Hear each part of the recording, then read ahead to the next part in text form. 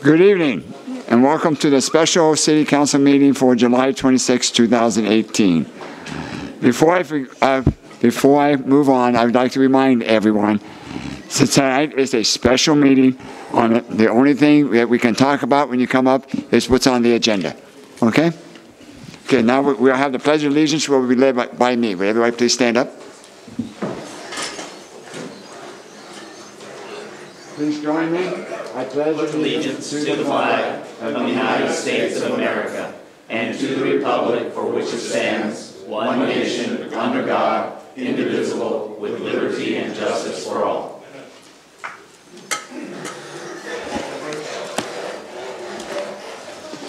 Madam Clerk, may we have roll call, please?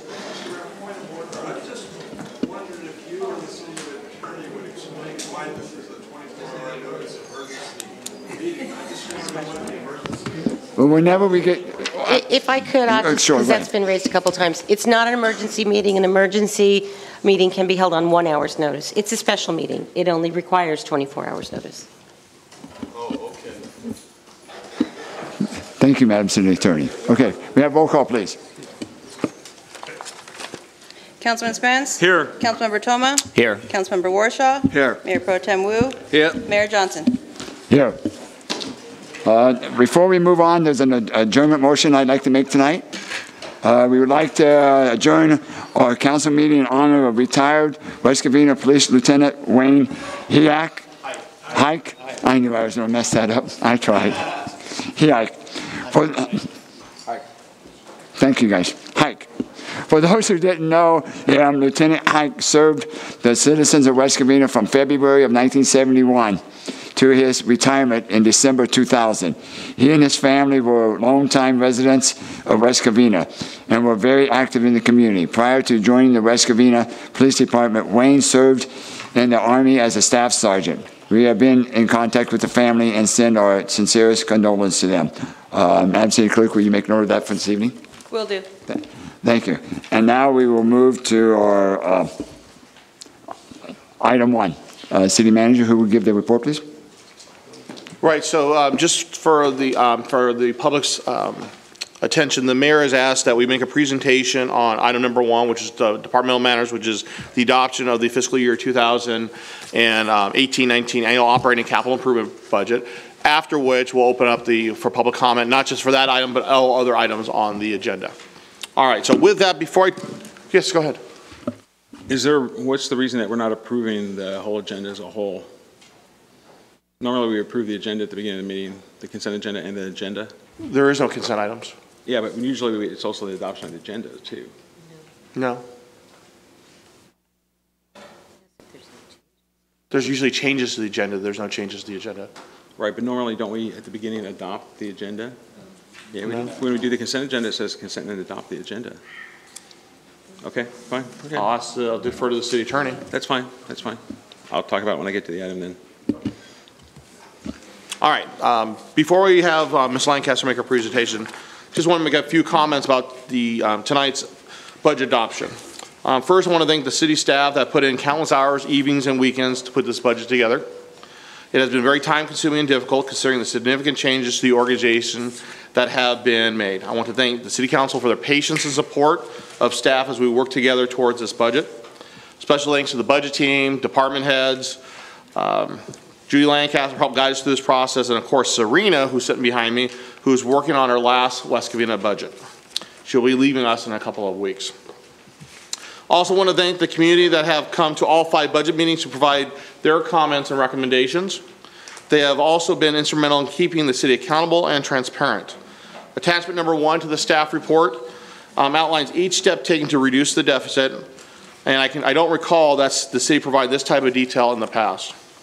Residents were also the reason that staff has provided greater detail in the budget document to show more historical budget information for the council to use in their decision-making process. Tonight we have a balanced budget for adoption, which began with a $8.7 million deficit on May 14th. Through various city council approvals, that deficit was reduced through a combination of revenue enhancements, one-time funds, and significant changes to staffing levels of the organization to address the structural budget deficit of the city. Staffing is being reduced by 36 authorized positions, a 10% reduction of our workforce. Even with these significant strides, we can expect challenges next year with rising pension costs and medical costs, outstanding employee MOUs, structural changes and new revenues need to be realized as soon as possible to help address these issues. And that means if by implementing all these changes that we've asked to help keep the budget that we're adopting tonight, hopefully adopting tonight, on its current path to make sure that all these items are realized as quickly as possible. Knowing we have budget challenges still next year, staff has already begun to look at additional opportunities to address these issues, including additional restructuring of departments, further need for reforms to employee MOUs, refinancing of city debt, energy efficiency projects, additional economic development projects, including the Plaza West Covina, finding a new tenant for the Toys R Us facility, Elephant Bar, and BKK, and much more. The actions being taken tonight are difficult but necessary. Service will be impacted. Several items have been cut from the budget, but doing so will make next year's projected deficit much more manageable. Most of the budget meetings have been focused on the general fund and closing the budget gap. I'm going to talk real quickly about some CIP projects that we may not have been discussing that we're looking to complete this coming year, including improvements to the senior center, the lower plateau at Shadow Oak Park, restroom improvements at our parks, street and sewer projects, and NPDES projects. With that, I'd like to, again, thank everybody who was a part of this process. Turn over to Ms. Lancaster to give us our presentation for fiscal year 18-19 budget. Good evening, Mayor and members of the Council. At the start of July 12 preliminary budget workshop, we still had a almost $3.9 million deficit. That was the start of the last previous workshop. During the budget workshop, the City Council made about $1.2 million of revisions as a combination of revenue enhancements and budget cuts. Therefore, at the end of the July 12 workshop, the deficit has been reduced to $1.8 million.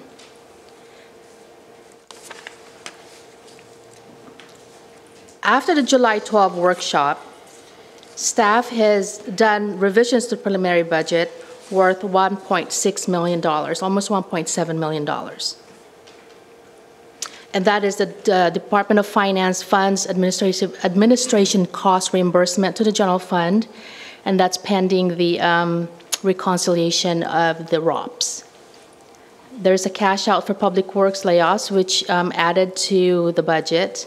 We are eliminating transfer to Fund 160 for CIP projects, which are general fund projects. Fire department staffing changes, and we are moving information technology to the city manager department, but there's no fiscal impact to that. So the total net revision is $1.6 million, almost 1.7.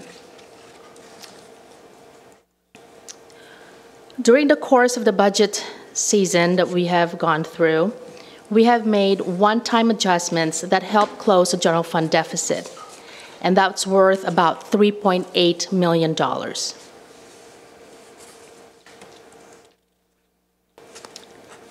And during the course of the budget season as well, there have been ongoing adjustments that was not just one time, will be recurring from fiscal year to fiscal year, of about $6 million.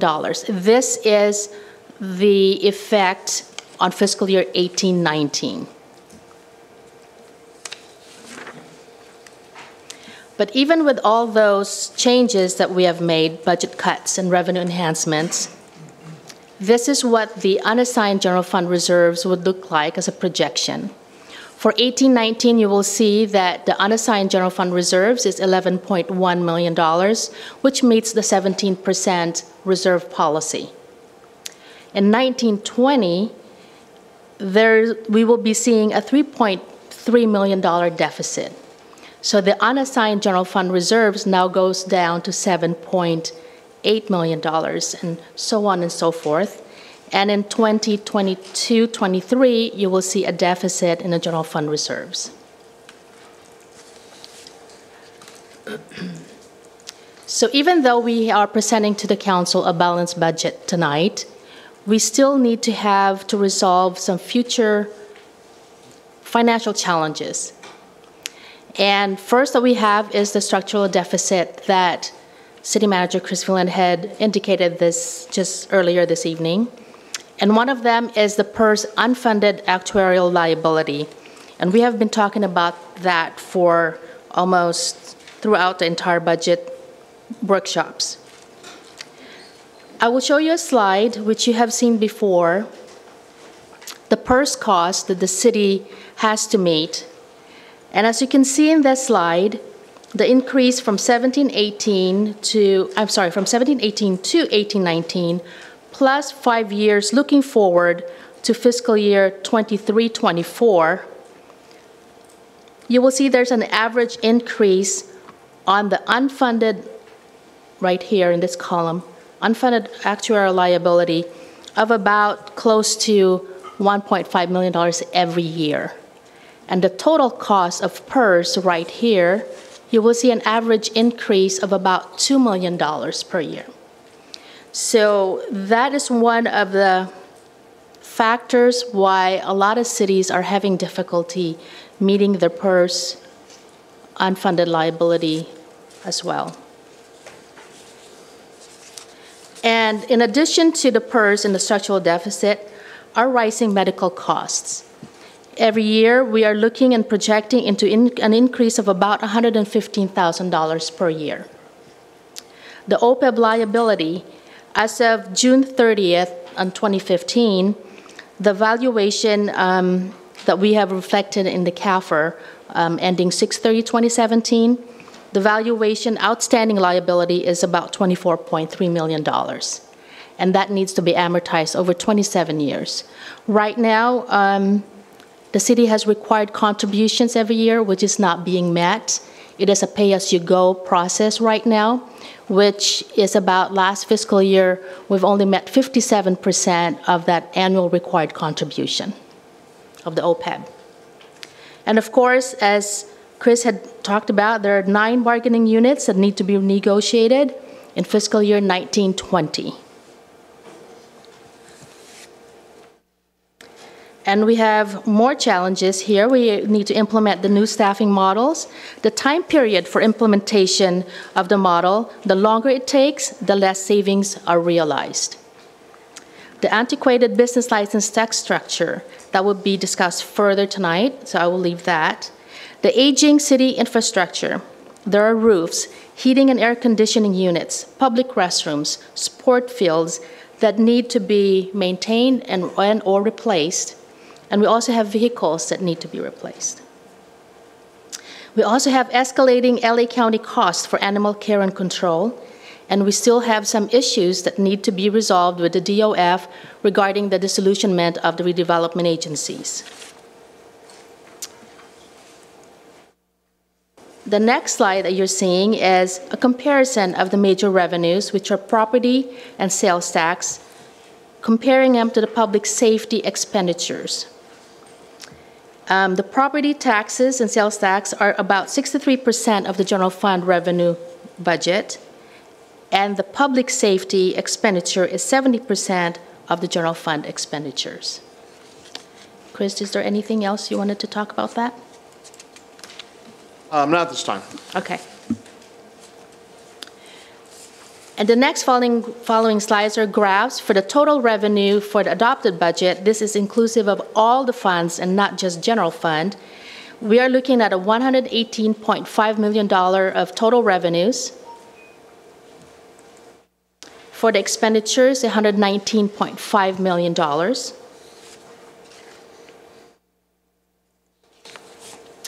And now this is just the general fund. We are looking into $65.9 million of revenues.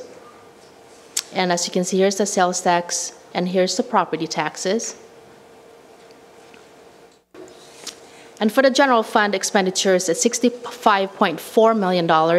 And here's the police, and here's the fire, and here's all the other departments in the city that have general fund funding. And we have capital improvement program, which is funded by several funds. It's $6.9 million. This concludes staff report. Thank you, Mr. Mayor. When you figured the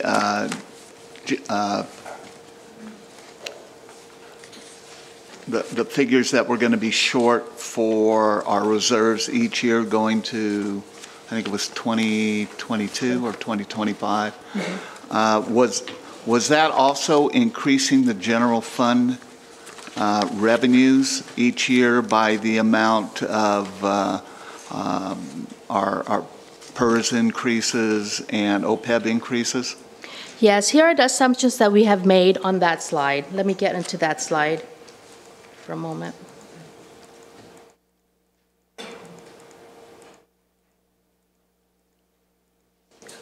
Right there. So assumptions that we have made here is for the revenue, the property tax are the assumptions that have been given to us by HDL. The sales tax we have taken as a 3% increase every year. Other taxes and other revenue taxes are also 3% year over year. The PERS is reflected based on the PERS information that's given to the city. The medical cost increases is 5% year over year. And the maintenance and operation costs are 3% inflation factor year over year. So those are the assumptions that we have put in this model. Thank you. I have a question on that. What was the reasoning in not including the end of the contract with the mall and the sales tax? I'm sorry, I'm sorry, I have forgotten to put that in. In 22-23, Okay. we have put in a $1.2 million of sales tax into that because that's when the agreement ends. Yeah, in addition to 3, okay. Yes. Yeah, okay. Councilman. So before I ask my question, I just want to say thank you for all the presentations you've done throughout this budget process. It's been very helpful, and I don't remember as much detailed information in prior sessions, so it is appreciated. I think it's actually been much clearer in terms of what's being done than before, both of you. So thank you for that. Just going back to the PERS costs on that table, I just want to make sure I understand that these are all annual fiscal year costs, correct? For example, the chart starts in 13-14, the $7.8 million. 7.8, right? And then the proposed for 18-19 is $14.9 million. These are annual costs, and these are the projections going forward. Those ones, I know PERS sets forth a schedule, and this is based on, they tell us, I forget how many, is this the number of years they tell us going forward? Do we know for sure? I forget how many years forward they tell us with certainty. We have information from them up to a 30-year amortization schedule. So we have information up to 2047 for both safety and miscellaneous. Unless PERS change their expected rate of return, this is basically what we're stuck with for the next 30 years. Correct. Got it. Is there any other questions? Okay, from now we're going to open up the public comment. And please remember, when you come up and speak, just speak what is on the agenda tonight. Thank you. First speaker tonight is John Shoemaker, followed by Brian Dale Biddulph.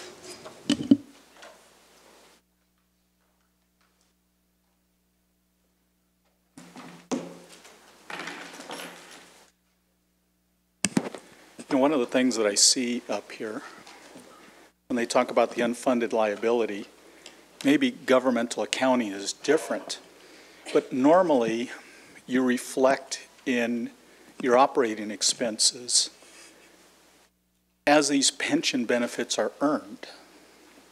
So as what was stated, that the unfunded we do as pay-as-you-go, but that doesn't mean the expenses weren't already incurred in the past.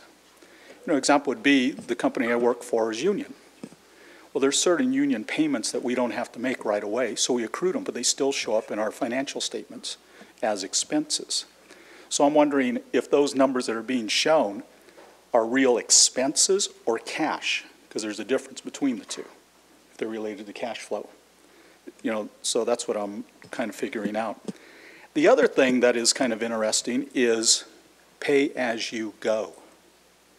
Why? Because right now, every dollar you don't put into PERS is not getting the 7% return or whatever return they have, so you're paying interest on that, and it keeps compounding. So in 10 years, that $1 is now $2 you have to pay. You know, I was looking at a lot of the school districts, and they don't have big unfunded liabilities. And that was because, from what I understand, they basically paid as the expense was incurred, so you don't have as much of the issue. The other thing that pops up is the, you know, again, I thought it was kind of strange. Here we are for what, the 3rd, 4th, 5th, 10th year, I'm not sure, in the capital budget to do something at Shadow Oak Park. How come we haven't done it before? Is that money in the capital expenditure program not spent? If it's there for spending, why haven't we done anything? Or does that money magically move over to the operating budget? At the last meeting, there was a $912,000 payment. And if it was answered, I apologize. I, you know, did not see it or hear it. Coming from Queen of the Valley for the Sunset Field. Well, I know that goes into the general fund because the entry would probably be something to cash when you receive it and then to the general fund. How was that squashing or making smaller the operating deficit in our city? You know, so, because that was one of the things that popped up. I also thought it was kind of interesting. There was an analysis that was done. Yes, it was related to, which one is this? Fire department? And it showed that if we were fully staffed, it would cost $88,000 more. And I was kind of wondering, $88,000. Does the public want a fully staffed fire department or a fully staffed office of the city manager?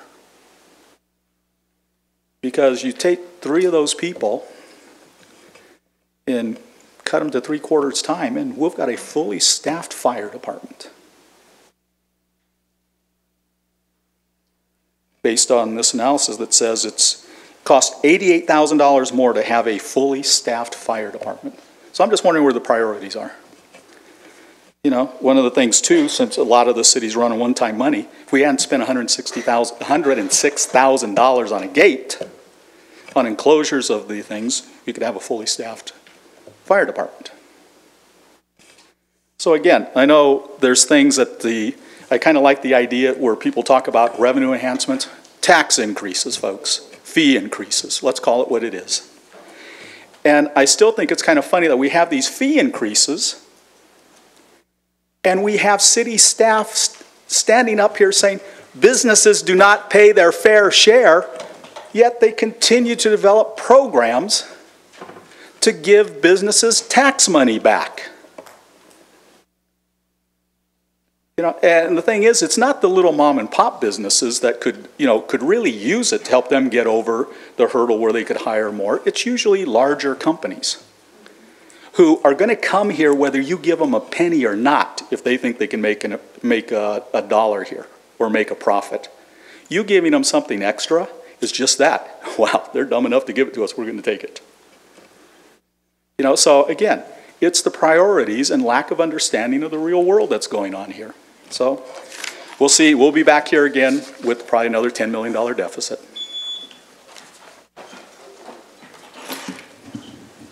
Brian Biddle, followed by Carol Molnar.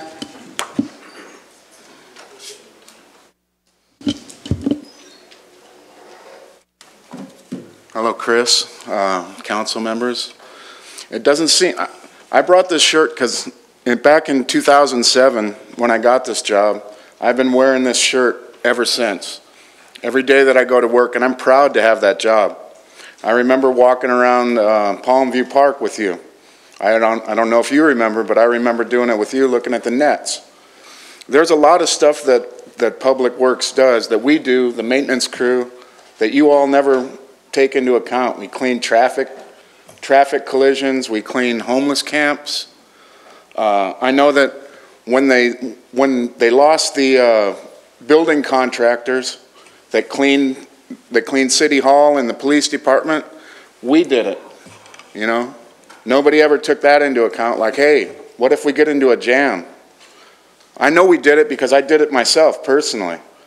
3 floors of the City Hall, and then when I was done with that, I'd go to PD and clean both floors of the police station after doing, you know, my work in the morning. And then, ironically, on the end of my day on Monday, they were upset because the parks looked bad. You know, I was the only one there, me and a part-time. Pete, a guy I used to work with, Pete, he was the only person here, and we do a lot more than you think. And when I first started, I would, you know, from the outside, never worked for a city before. I always thought that was, you know, we are all under the same umbrella, the PD and the fire and the City Hall, but it's not like that. Everybody is at everybody's at odds, you know. I've never seen anything like it. It doesn't have to be this way. It could be better. And you guys are the ones in charge, and you're blaming the world's problems on us, the maintenance crew, and we get paid the least amount. You know, there's a lot of things that we do that you don't see. You're not here. You know, yeah. 2 weeks ago we were at a employee luncheon, a Public Works Happy Day luncheon with music, and I saw you, James Toma. I talked to you before you drove back to LA. You know, we were all there, everybody was partying. I sat right next to you, and Lloyd Johnson sat there with you. And everything was good. You know, and then that very night or the next night, we're all getting laid off. And I think that's baloney. There's got to be a better way, and I really hope that you don't adopt this budget. I think you can make changes and think about what you're doing, you know, because this is our livelihood, you know. This is what we do. We're not making a fortune here.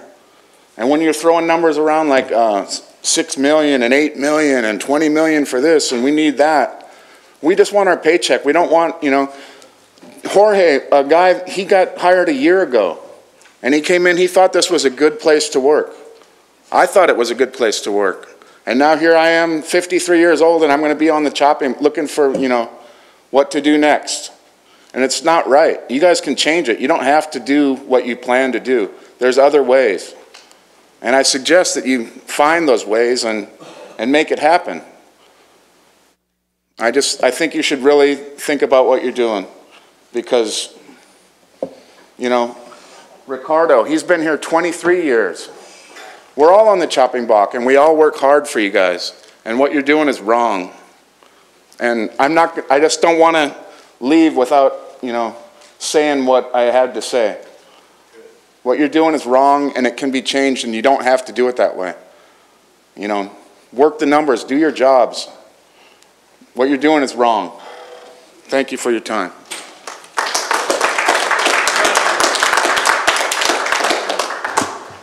Carol Molnar, followed by Rick Shield.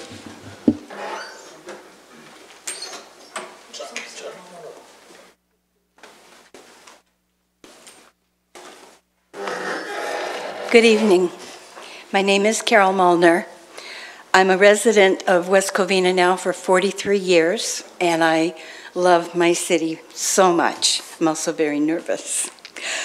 I'm here before you today. First of all, I would like to take a page out of what John Shoemaker said about if they're dumb enough to give it, I'll take it. I had that quote given to me at a luncheon about 2 weeks ago by Chris. He didn't say dumb enough, but he said, if they're willing to give it to me, I'm going to take it. And that's kind of the attitude, I think, of most of the city people, other than these gentlemen here, who, as I drive around the city, I see their hard work. I appreciate their hard work. On Amar Road, the work that goes on to keep it nice from Azusa to Nogales, I gotta tell you, they work so hard. And I thank them for that. I thank all of our city workers. Last Saturday, I attended with John and Chris and Miller and others the function at the farmer's market to put my 2 cents worth in about building the park there. With the budget being what it is, and with the cuts of employment, I can't understand where you can make sense of this. Excuse me, please. Yes. That isn't on the budget tonight. It's on the part agenda, of the but it's not on the agenda. Please. All right. Stay, if you would, please. I Thank apologize. You. I thought That's okay. it was. No problem. But as for the functions of the city, don't spend more money while you're laying off wonderful people. And I really think that's all I have to say. Thank you.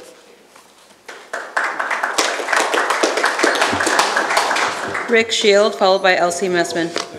First, I'm a little confused on why wouldn't something that we spend money on be part of the budget discussion? Glendora area isn't on the budget. We don't have money to do anything over there, so it's not part of the budget. That's why. There's some confusion, so I'll just make sure it's clear for the public. Glendora Avenue is not or has not been funded for CIP for the coming year. We're not. It's not being considered. So the comments that's in the budget is inaccurate. The Glendora Avenue project, City Council gave direction previously. That project is not moving forward at this time. And it's not in the budget. I understand that, yes. but things not in the budget are up for discussion too, are they not? I mean, well, that's why I'm confused. I'm not, that's up for the council to decide. I'm just trying to address that confusion. That's why I'm kind of confused. I mean, if we're not funding something, does that mean people can't talk about it at this meeting? Because we talked about, you know. No, this is a special meeting. Right. Okay, special meeting, the only thing, which you know, a special meeting is what is on the agenda. Right, the budget. So then Dora Street is not on the agenda for discussion. I'm sorry, it's not. It's a budget item though. No, not tonight it isn't. Okay. Good evening, Manager, Council, and Mayor. Rick Shield. I've been here 18 years. I'm an electrician, one of the 2 remaining. My duties are basically park lighting, including the ball field lighting, traffic signals, city-owned street lights like the globes on Sunset here, and buildings that are not anything more than just changing a light bulb. One of the problems, and you talk in this budget, replacing us, and I say us, meaning them too, is I'm 62 years old, and I'll be retiring 2 years, get my 20 in. I need to show somebody, and we do have qualified young men and women, I guess, of knowledge of the electrical trade. They have their electrical license or their degree or whatever, and they need to understand things that this city has, where every breaker is, where every switch, how these are controlled. In addition, there's other issues such as irrigation systems in the parks, where all the pipes run for the water, the sewer systems. Who's going to take over? We need, time to train these people, and when it's time for me to go, and I say, okay, here, this, that, and this turns this on, and that's the switch for this light, and adios. No, I think it takes time to understand, like, where did he say? Oh, okay, I remember now, it's over on this corner. With contracting, I've had to make repairs from contractors. I've gone out to traffic signals, we get a call in the morning, this intersection's on red flash. Go out there, find out it was a contractor who did the work. Example is Azusa Avenue from Point 8 down to South Garvey. Every one of those had a problem from the contractor that did that. It took a year in their warranty and they're gone. Damaged wires, I don't know if any of you understand how the system works, but there's a very sensitive unit, it's a safety measure, it's a conflict monitor. And If it senses any possibility of a green light going on with a red light, it shuts it down and puts on flash. Wires were damaged by them, improper splicing, and they were paid good money. Union wage, union contractor, prevailing wage, you know, and they didn't do what I would consider quality work. Other lighting systems in the parks had to go pick up after them. And so anyway, to consider contracting our jobs out and theirs. They know where a lot of this work is and how this stuff works. The issue on the budget of PERS. Well, I understand that there's other problems with the PERS, you know, that the state takes care of, and they kind of get their politics involved. Like, I don't know what the current thing is, that they won't invest in this company because they, I don't know, maybe they make drinking straws. That seems to be the trendy thing to outlaw and take away from us.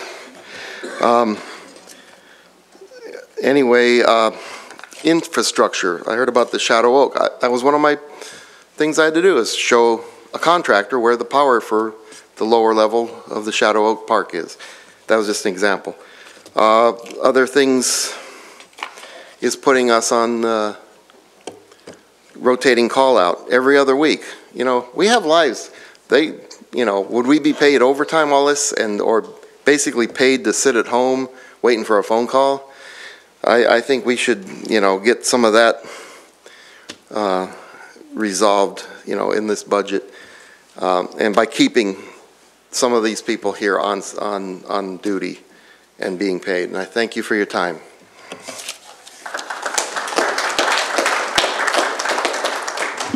Elsie Messman, followed by Brian Jobst.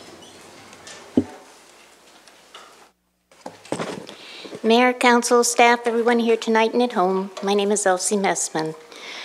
One thing that you can do is stop spending money you don't have.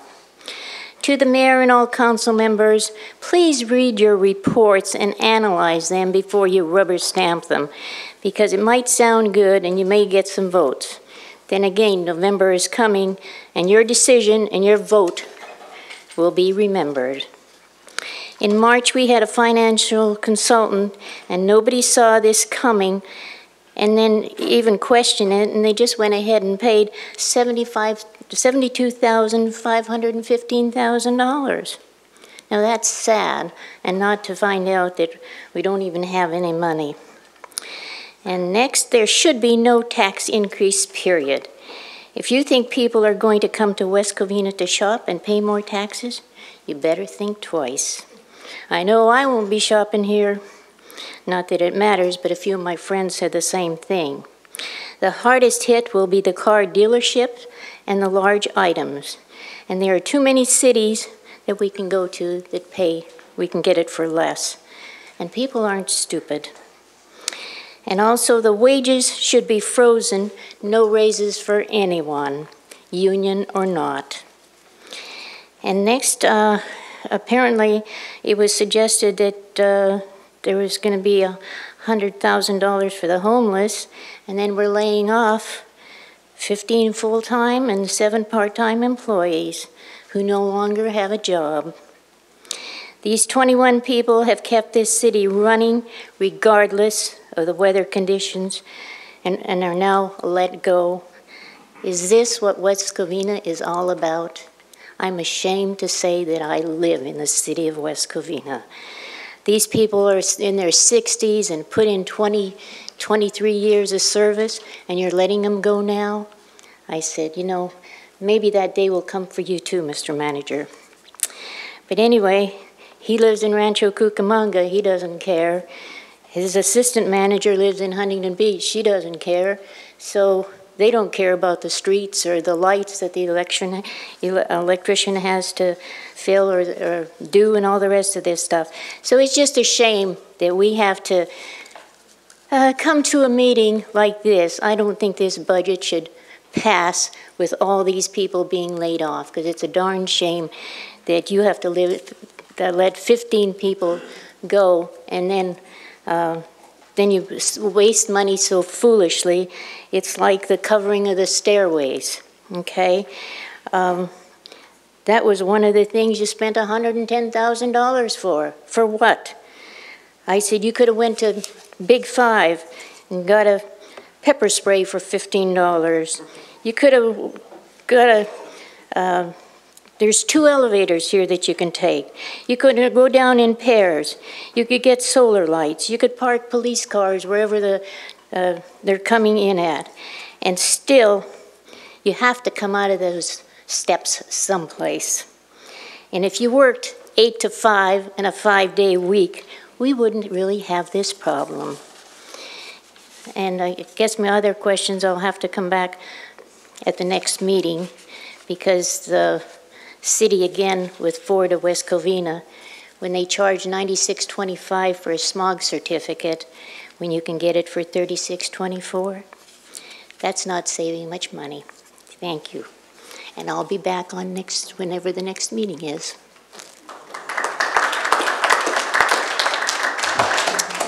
Brian Jobst, followed by Sarah Love.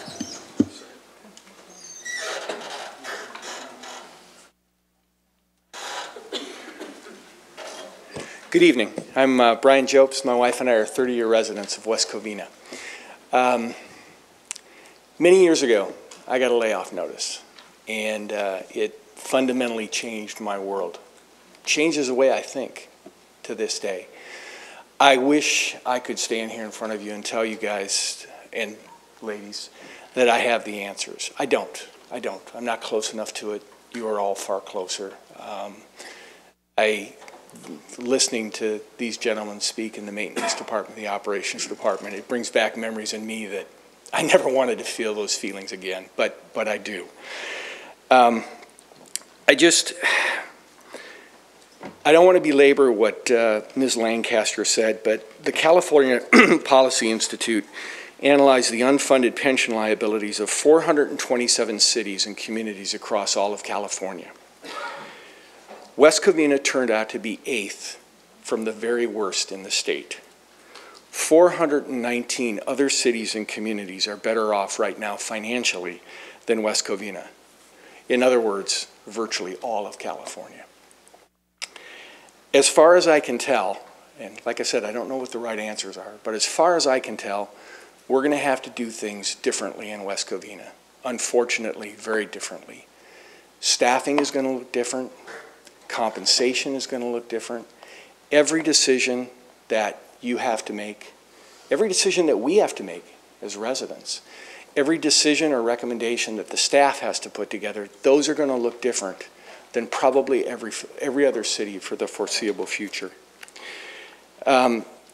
What would help me most as a resident going forward, I sincerely recognize how the level of transparency has changed. We have an abundance of information. These presentations, that information, what's in the staff reports, it's more helpful than it's ever been before. What would help me is, as you're facing major decisions going forward, if some of that information could become more clear. So for example, when we're talking about public safety new hires versus overtime, or the possibility of a utility tax, or major capital projects, any major decisions, if you can put those together in either presentations or staff reports that are clearer for us to understand, that's helpful for us to participate in the process. I know that the decisions you've had to make, the decisions and recommendations that staff have had to make, I know those have been very, very challenging. It's hard work, and I sincerely appreciate, I know each and every one of you and a lot of city staff people have put in a lot of extra hours and a lot of extra work. I don't know if they came to the right decisions. I know progress has been made, but I have to appreciate that hard work as a resident, because that hard work has gone above and beyond what has been necessary, and I'm afraid some of that hard work has only just begun. So thank you for hearing me out. Sarah Love, followed by Bill Robinson. Hello, I'm a 14-year homeowner in West Covina, and I came down here when I heard there was a possibility of raising taxes, and I heard you guys were looking at the budget. I haven't looked into it too much, but I did see one slide up there that concerned me, and it had the fire department versus the property taxes collected. And let me tell you, if you guys raise taxes on us, it's really gonna make a lot of people upset. I mean, I get that you guys have the CalPERS, and that's enormous, but I do budgeting for a company, and we do $1 million budgets for hospitals around the country. We do zero-based. We don't have liability. So looking at that presentation just pretty much shocked me. So I'm going to pay a lot more attention here, but I'm just begging you guys not to vote to raise any kind of taxes or put any kind of tax initiative on the ballot for the children or the fire department, whatever. Like a lot of people will vote that in that don't own houses. So really, really, will make a lot of noise if that happens. That's it. Bill Robinson, followed by Jim Grivich.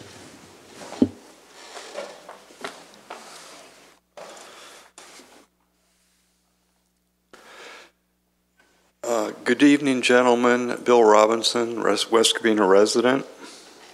And so I'm continuing my own personal obsession, the budget solution of across-the-board staff furloughs and avoiding layoffs.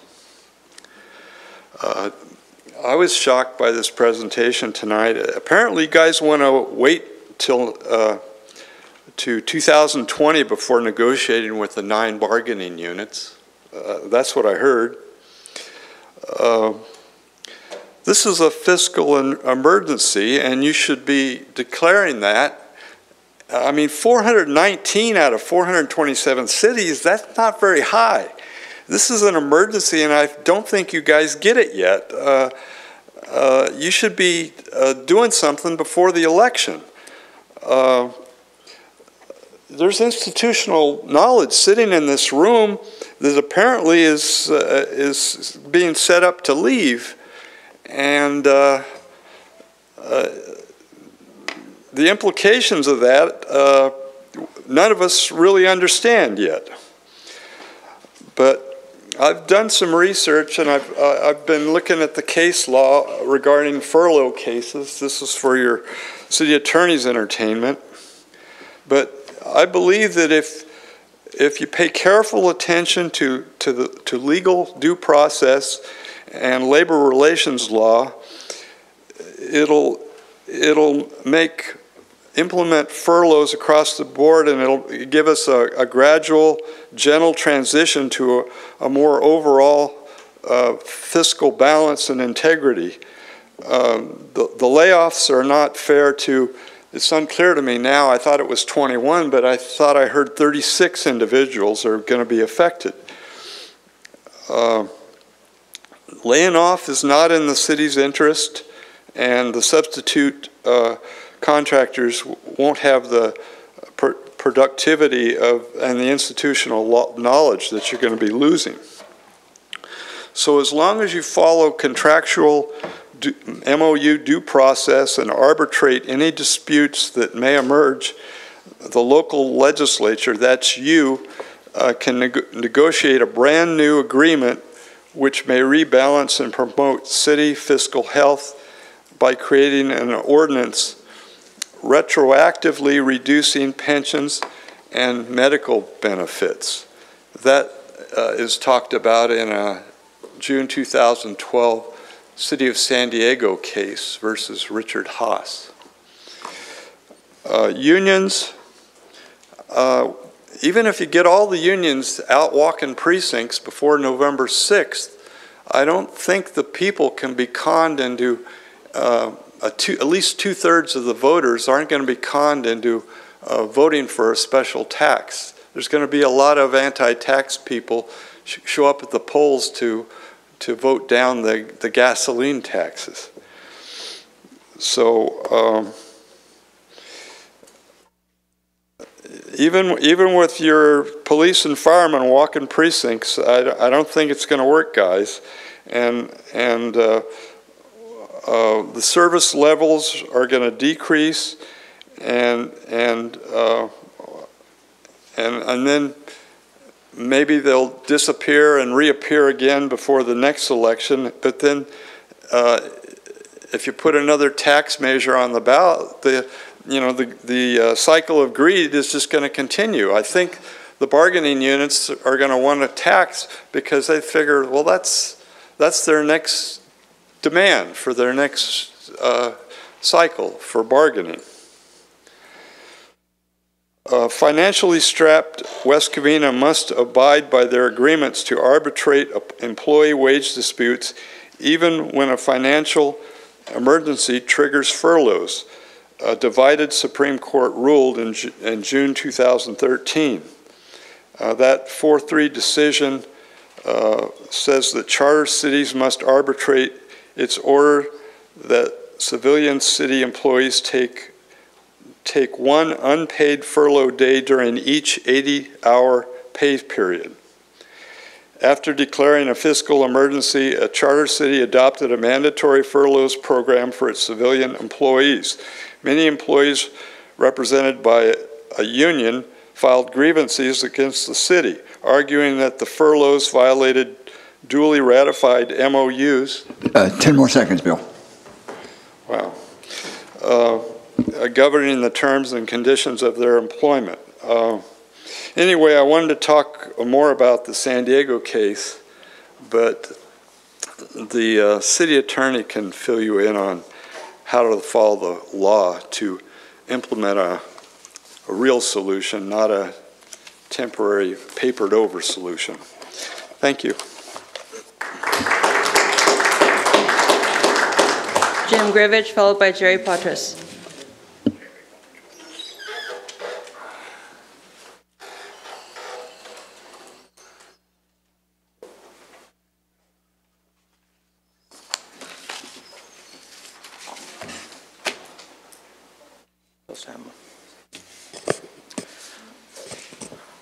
It's Jim Grivich.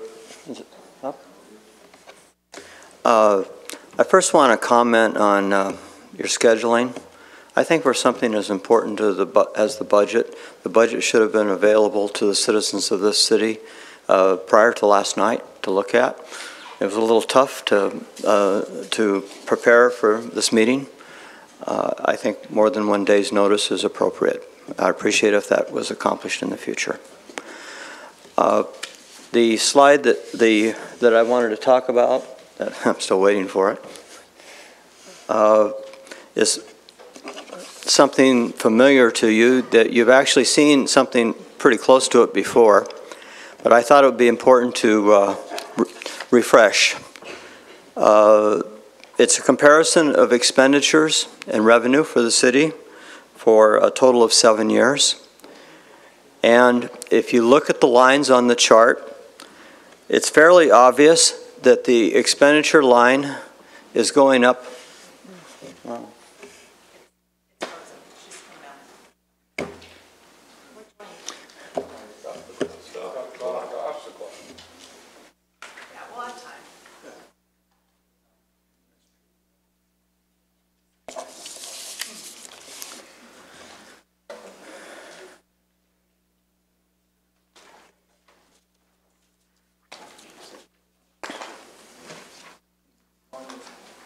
Jim, if you want to go ahead and talk, I'll give you time when the slide comes up.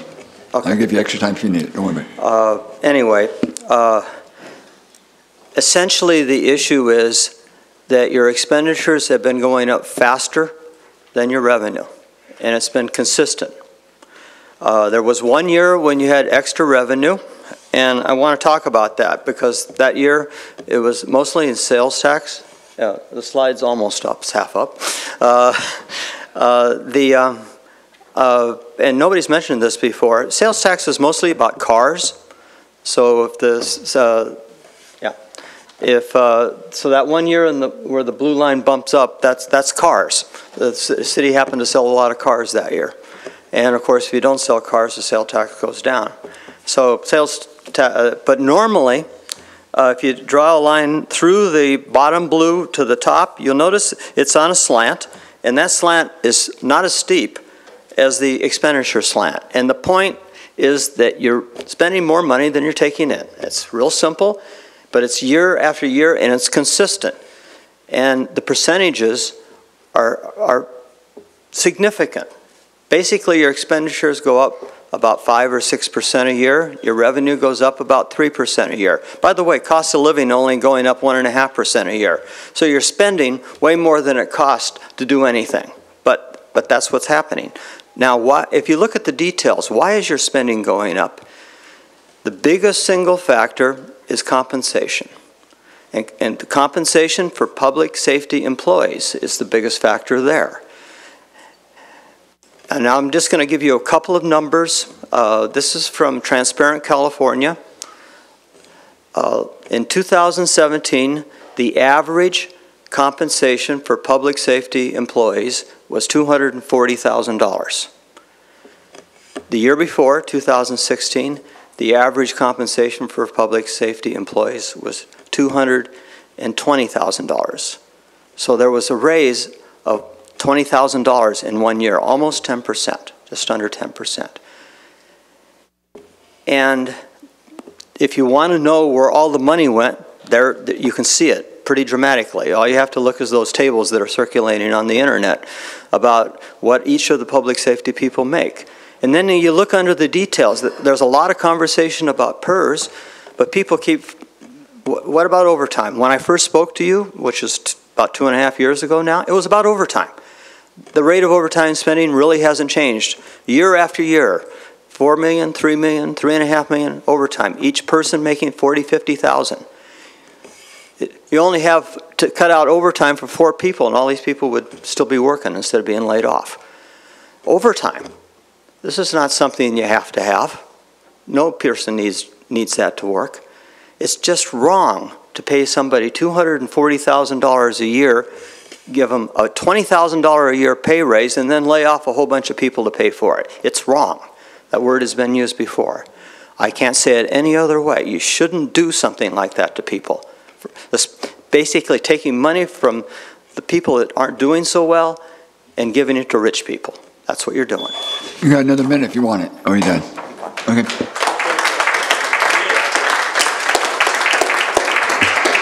Jerry Patras, followed by Chris Miller. Jerry Patras. I've been through budget processes my entire working life.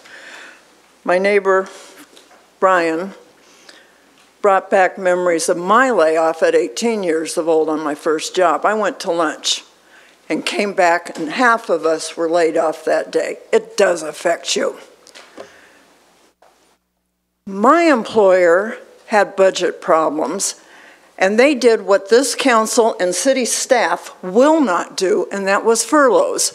Our teachers were off limits. No way were they going to be furloughed, nor were they going to take much hits. The classified, the non-teaching staff did. We all got notices for a furlough, 1 day a month for X period of time. Of course, my district knew how much they were short. They didn't play these games. That makes it pretty hard. Furloughs are really hard on management, and they don't like it. But furloughs should have been your first option. These employees should not be laid off for contractors to come in.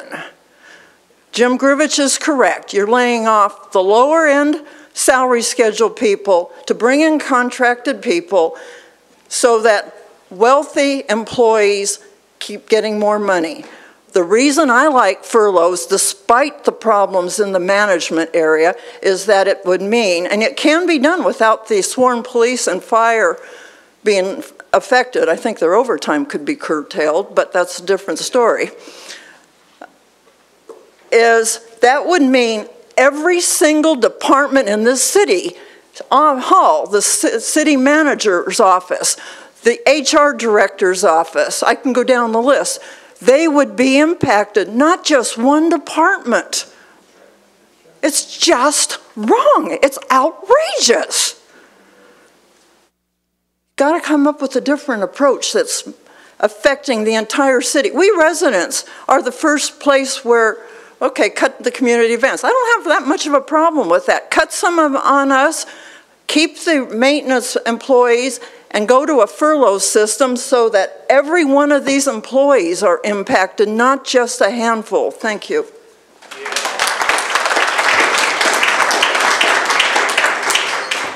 Chris Miller, followed by Bruce Leinbach. Coming up here tonight, it feels a lot like Clint Eastwood talking to an empty chair. Phil Moreno today says it the best. He's not coming tonight because he doesn't feel speaking is going to help.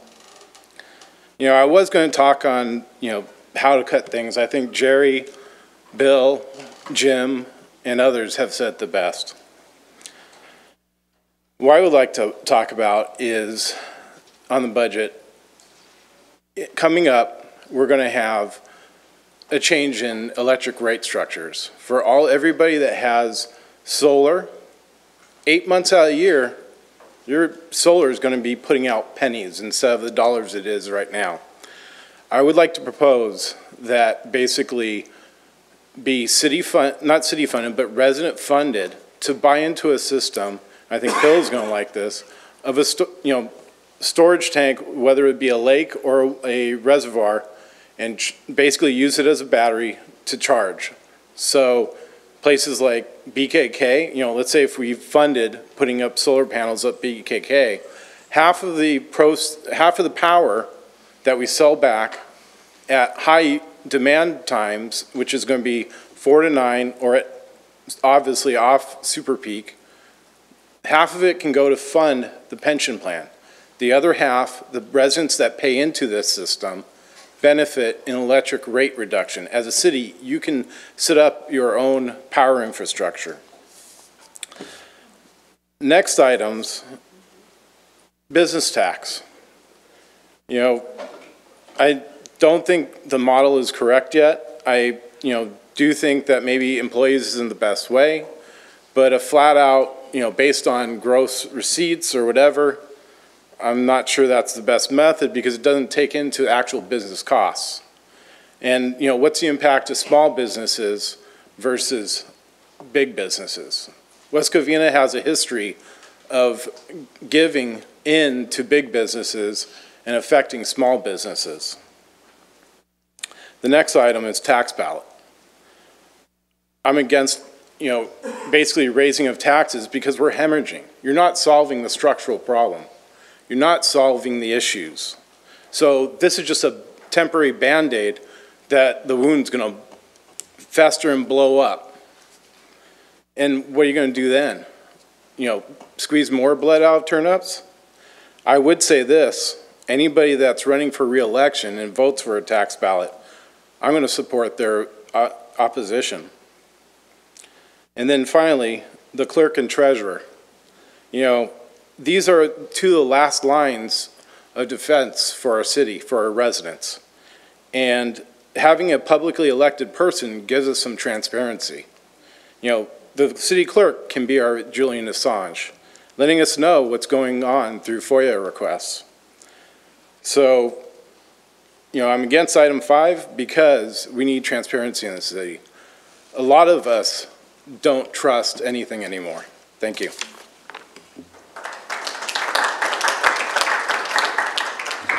Bruce Leinbach, followed by Shirley Buchanan.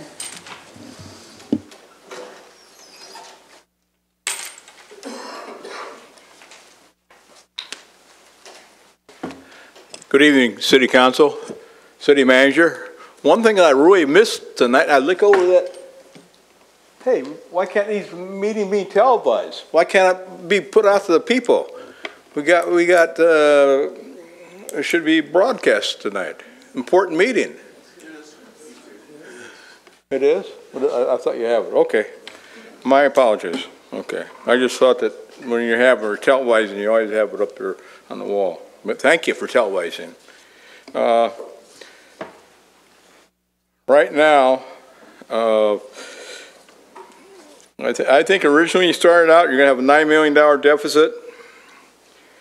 Now with all these other cuts, you have a projected $2 million deficit. Also, current City Council plans or has terminated 15 full-time employees and 5 part-time. Most of these employees terminated are in the maintenance department. At the same time, the city council, the people who aren't fired, they're going to all give them a 2% raise. And that's what's really illogical. I just don't believe anybody should be given a 2% raise, and nobody should be fired after by not giving a 2% raise. A lot of these other employees would be able to stay. Now I want to make a mention. Big 3 auto. Then there's the big 3 labor unions. And in the past 20 years, 15 years, a lot of time, because of the financial crisis faced by automobiles, the unions voted pay decreases. They reduced the pay for their union because they knew that if they're going to stay in business, they had to make some sacrifices.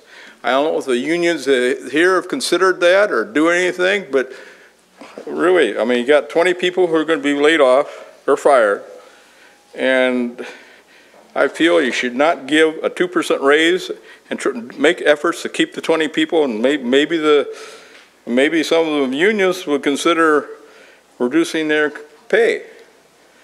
They did it for the big 3 auto, and they've done it in a lot of cities when they have this crisis.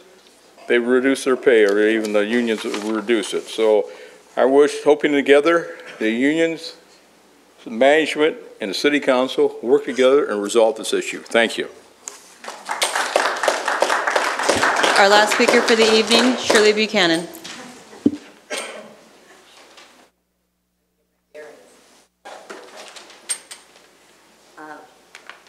I'm wanting to speak on item number 5. Is that, I thought we were on the budget. No, you can talk or about the item whole 5 now. thing? Yes. Okay. My name is Shirley Buchanan, and my husband and I have been residents of West Covina since 1956. And I am opposed to item 5 on the agenda tonight. When this item started appearing on city council agendas starting in early 2018, I began to wonder if a current councilman's push forward to have staff do a study on changing from an elected treasurer and city clerk positions to appointments by the city manager were the result of a gotcha when he and the current elected treasurer exchanged words at a council meeting related to her investment report.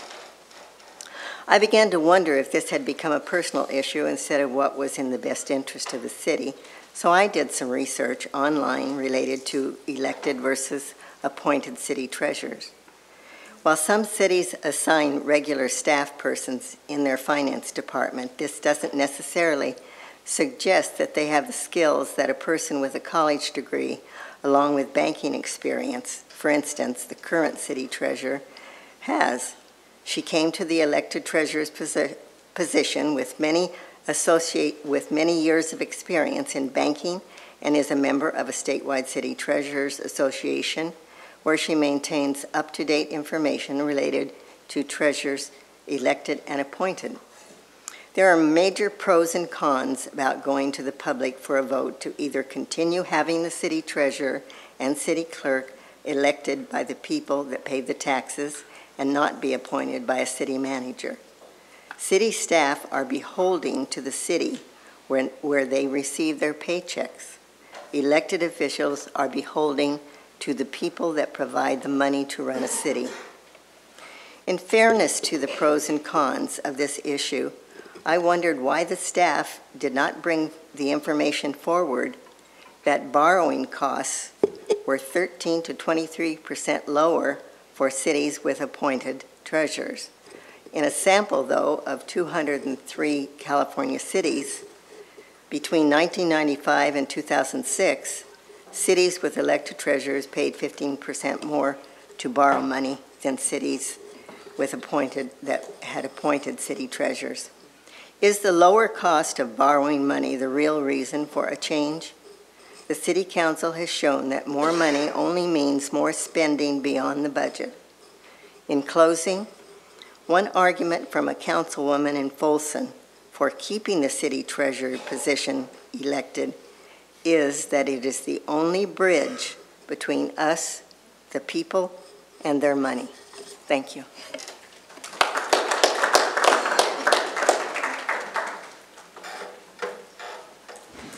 Okay, since Shirley was the last speaker, I shall now close the public comment. You're going to reopen for the other items? No. This was for everything that was on the consent. We made that very clear at the very beginning. No, I mean, no, there's no consent. We made it very clear at the very beginning that you had a chance to get up and speak for everything that was on the agenda tonight. I'm sorry, Bill. I'm sorry. Okay, now I've closed the public comment. Now we have to go back to item 1, and I want to know if we have any council's comment on item 1. Oh, City Manager. Mr. Mayor, I think because of the comments and questions made from the public, we should probably answer some of those if we can. All right, so if I can, I'll have Ms. Lancaster answer. One of the speakers was asking questions about the PERS liabilities and the PERS payments. So I'll let her respond to that one first.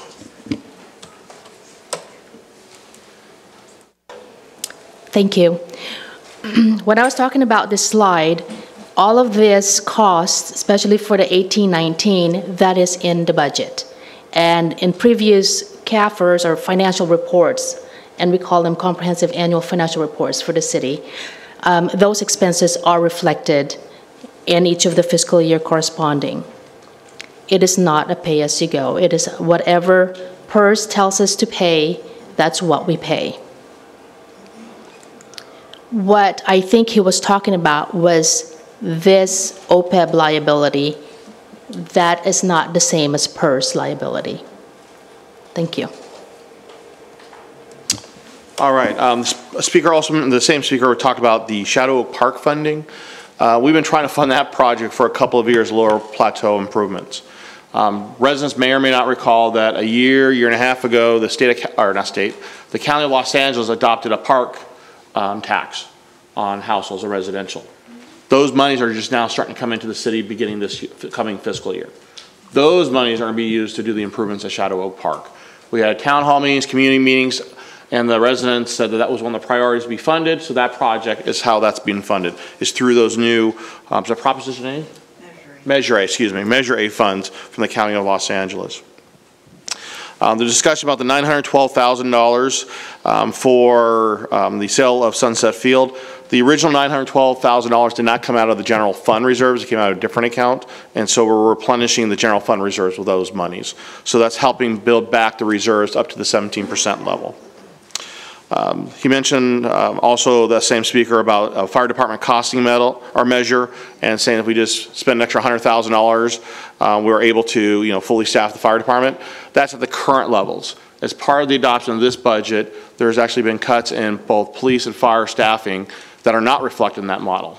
And so those are where the cuts are, and some of the savings are coming to the organization. Some of the folks are saying that we're not making any structural changes. Ms. Lancaster showed a slide up there that says we're making $6 million of structural changes to the organization to help address the deficit. There's also a speaker talking about the city spending $100,000 for a homeless coordinator. That's inaccurate. There's a $100,000 grant that we're seeking from the County of Los Angeles to fund that position through the Measure H funds that residents are paying as part of their sales tax here in Los Angeles County. There's comment about 36 positions of folks being laid off. That's not incorrect. We do have 36 positions we're reducing. Many of those are vacant positions as well. So there's a net total of 36 positions that are being reduced. And I know with regards to furloughs, those actually have been reviewed. And the challenge we have is at this point, because a large portion of the budget is funding public safety, 78%, you can't furlough public safety. Because what ends up happening is you have to backfill the overtime. If you furlough everybody else outside of public safety for one full week, just 1 week, it only saves the general fund about $150,000. Okay? I'm just saying that it was reviewed and considered. Unfortunately, we have those challenges. And then I think that is it, Mr. Mayor, unless I've missed anything that council can recall from any of the speakers. I have a question on our reserves. If you bring that slide up that shows because of the additional cost of of, yeah, that's the slide. So our cash flow is based a lot on reserves, so we don't have to borrow. At what point would we have to start borrowing money?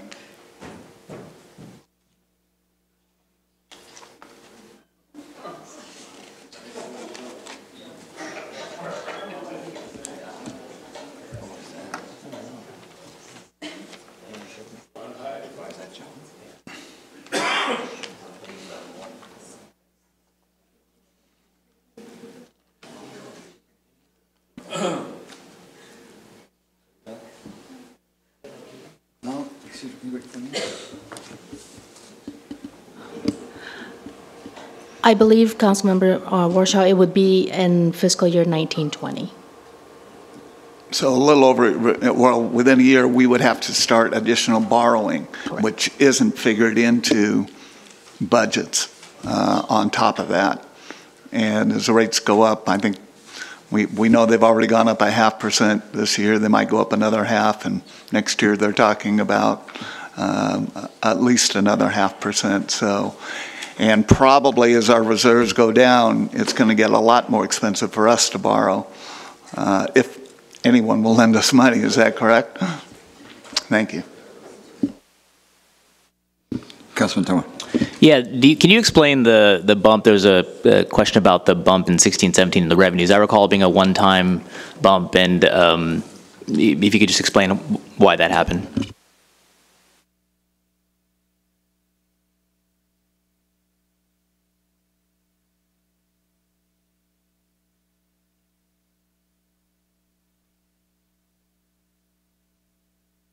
Wasn't that the triple flip with when the legislature, the way they did the budgeting?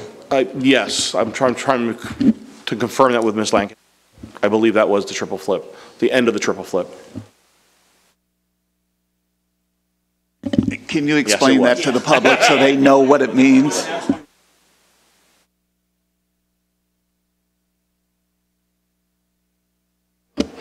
The triple flip was when the state of California had to realign their general fund. So what they did was, between the school district and the cities and the state of California, they moved monies around, and they took some money away. They deferred some of the sales tax that the city was supposed to have and allocated it over a period of years.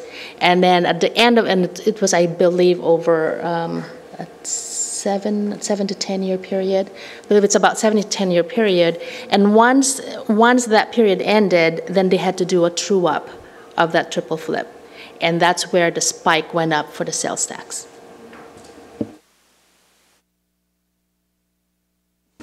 Mayor Pro Tem. Thank you, Mr. Mayor. Yeah, I listened, to our consultant, about our budget plan. At the same time, I listened about the audience, and especially, and I received all this package last night, right? You gave to me last night when I was dancing in the concerts, concert series. At the same time, today finally I received the new hire against, the overtime. And I need to jam it to study and before I show up 6:30. So really not enough time really for me to review everything. But I went through it, everything. So this is what my question, for our consultant regarding this budget, You're talking about a future challenge, So meaning this budget, what I see, I went through it, see like we basically robbing Peter pay Paul, we're moving the money around, and we bend it here, bend it there. We didn't go to attack our fundamental issue, just like I've been saying so many times, the expenditure, how is our expenditure? Can we kind of at least approach, attack, that problem we have? So in the long run, we can start in be normal. Otherwise, no matter how you do, we have this leak.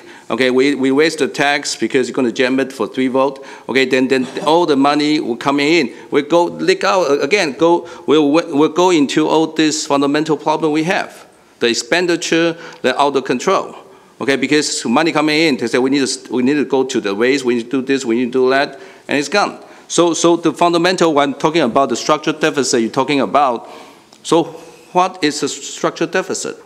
Okay, so now we don't want to give you the money, so we force this problem come out, so we can address this issue, so we can hopefully resolve this issue for a long run. So we're talking about the 6 months plan, the 1 year plan, the 5 year plan, a 10 years plan, and how we can kind of gradually, okay, normalize. At the same time, we should have some income in the future. We cannot sitting over here just waiting for taxpayers' money.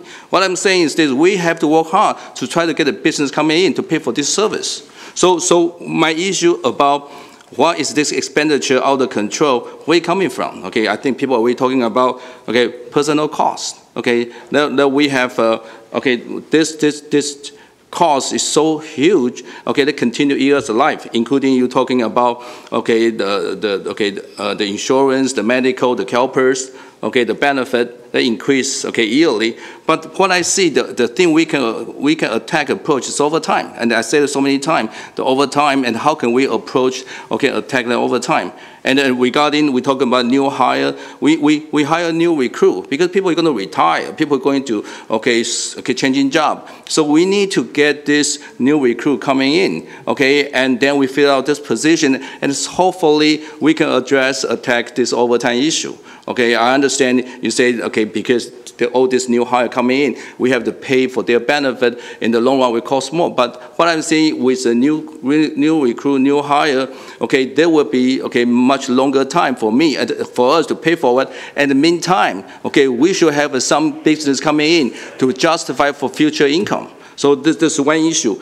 Another, what I'm seeing about the problem we have, besides the personnel cost, okay, let's increase and overtime that we need to approach and attack. There's some cost I think is kind of out of control to its consultant cost. We have consultant here, consultant there, and they create a lot of cost to us. I understand you say if we don't have a consultant, we have hire people doing that, but we have a lot of people, okay, we still have a staff. Besides the finance department, we have nobody, but all the department we still should still have a staff, then they can do their job, okay? And hopefully we can save some money around there. Otherwise, the money will still go to consultant and this and that. There's another thing maybe we can think about saving. And number three, I think the potential problem, or I saw the problem for the 2.5 years I sit in the council seat, is attorney charged, okay? Attorney fee including, okay, I'm not talking about you, I'm talking about a settlement, okay, don't worry.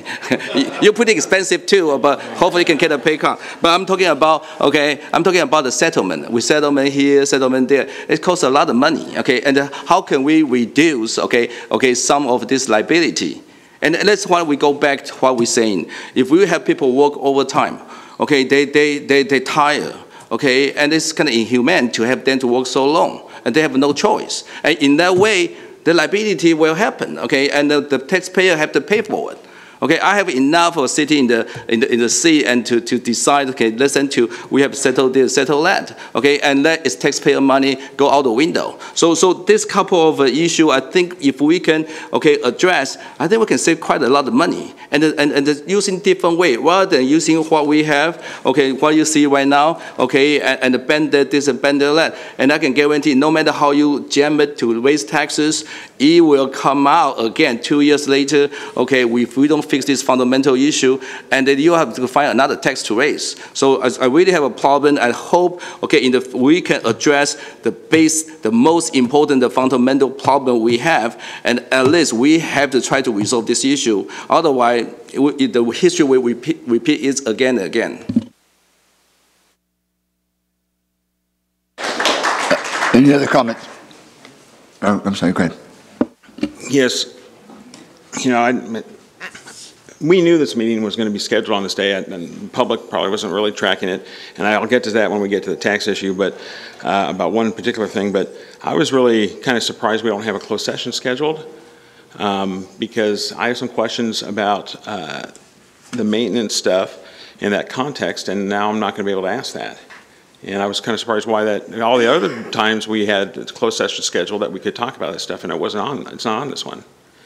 And, you know, because when you look at the total savings of the maintenance layoffs, in general fund terms, it's $295,000. And so that's the net, and I don't know if we have a contract. I want to see those numbers, I want to talk about that, but I can't do that out here, even though I just did.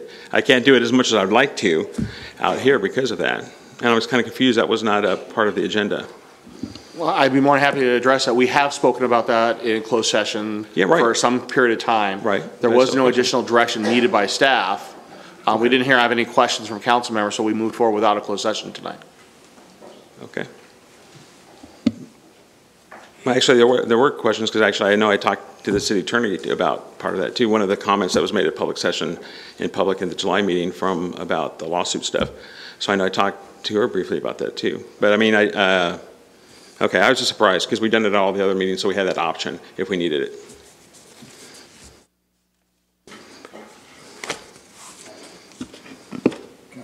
Yeah, I don't know if it'd be helpful to have the chief or someone talk about overtime. In terms of like where the money has been going, you can look in the general fund expenditures in the chart. You can see 77% of it has been going towards public safety. I mean, that's where the money's been going for our general fund budget. I know overtime's an issue and overtime needs to be controlled, but I think an explanation might be helpful in terms of in terms of the costs of overtime versus hiring a new staff person. You're not going to get huge savings there. There are some factors in terms of the experience and the term of that person, but that's not where you're going to get hugely significant cuts. Although we ought to be seeking to reduce overtime, of course. But when someone's doing overtime, that means somebody's out there on patrol. It's not like it's a wasted expenditure of money. That's what we all ran on, to have officers out on patrol, and overtime is one way of paying it. Now you can argue that there might be better to have full-time staff, but in terms of actual budget savings, that's not where it happens. You can't achieve the kinds of budget savings that we need to have happen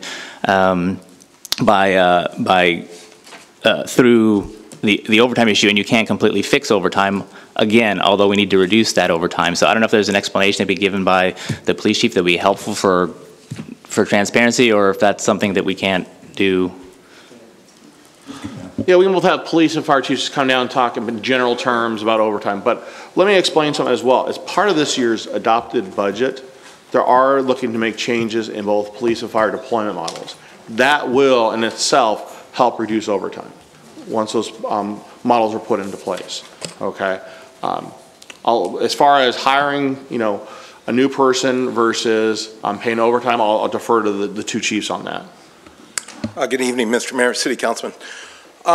So for overtime for the police department, I think it's easy to assume that overtime is directly correlated to vacancies, and that's really not the case. That is a portion of it.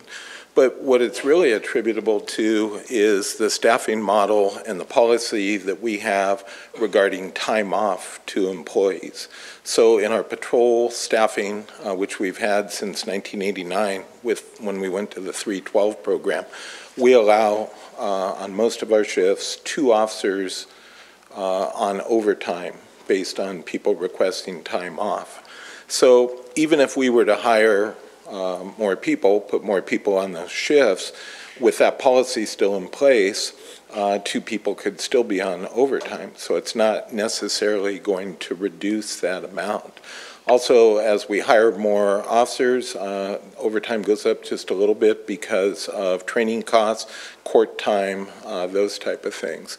So, one of the examples that I can give is I did a little research, and back in 2007, 2008, we had 127 sworn officers.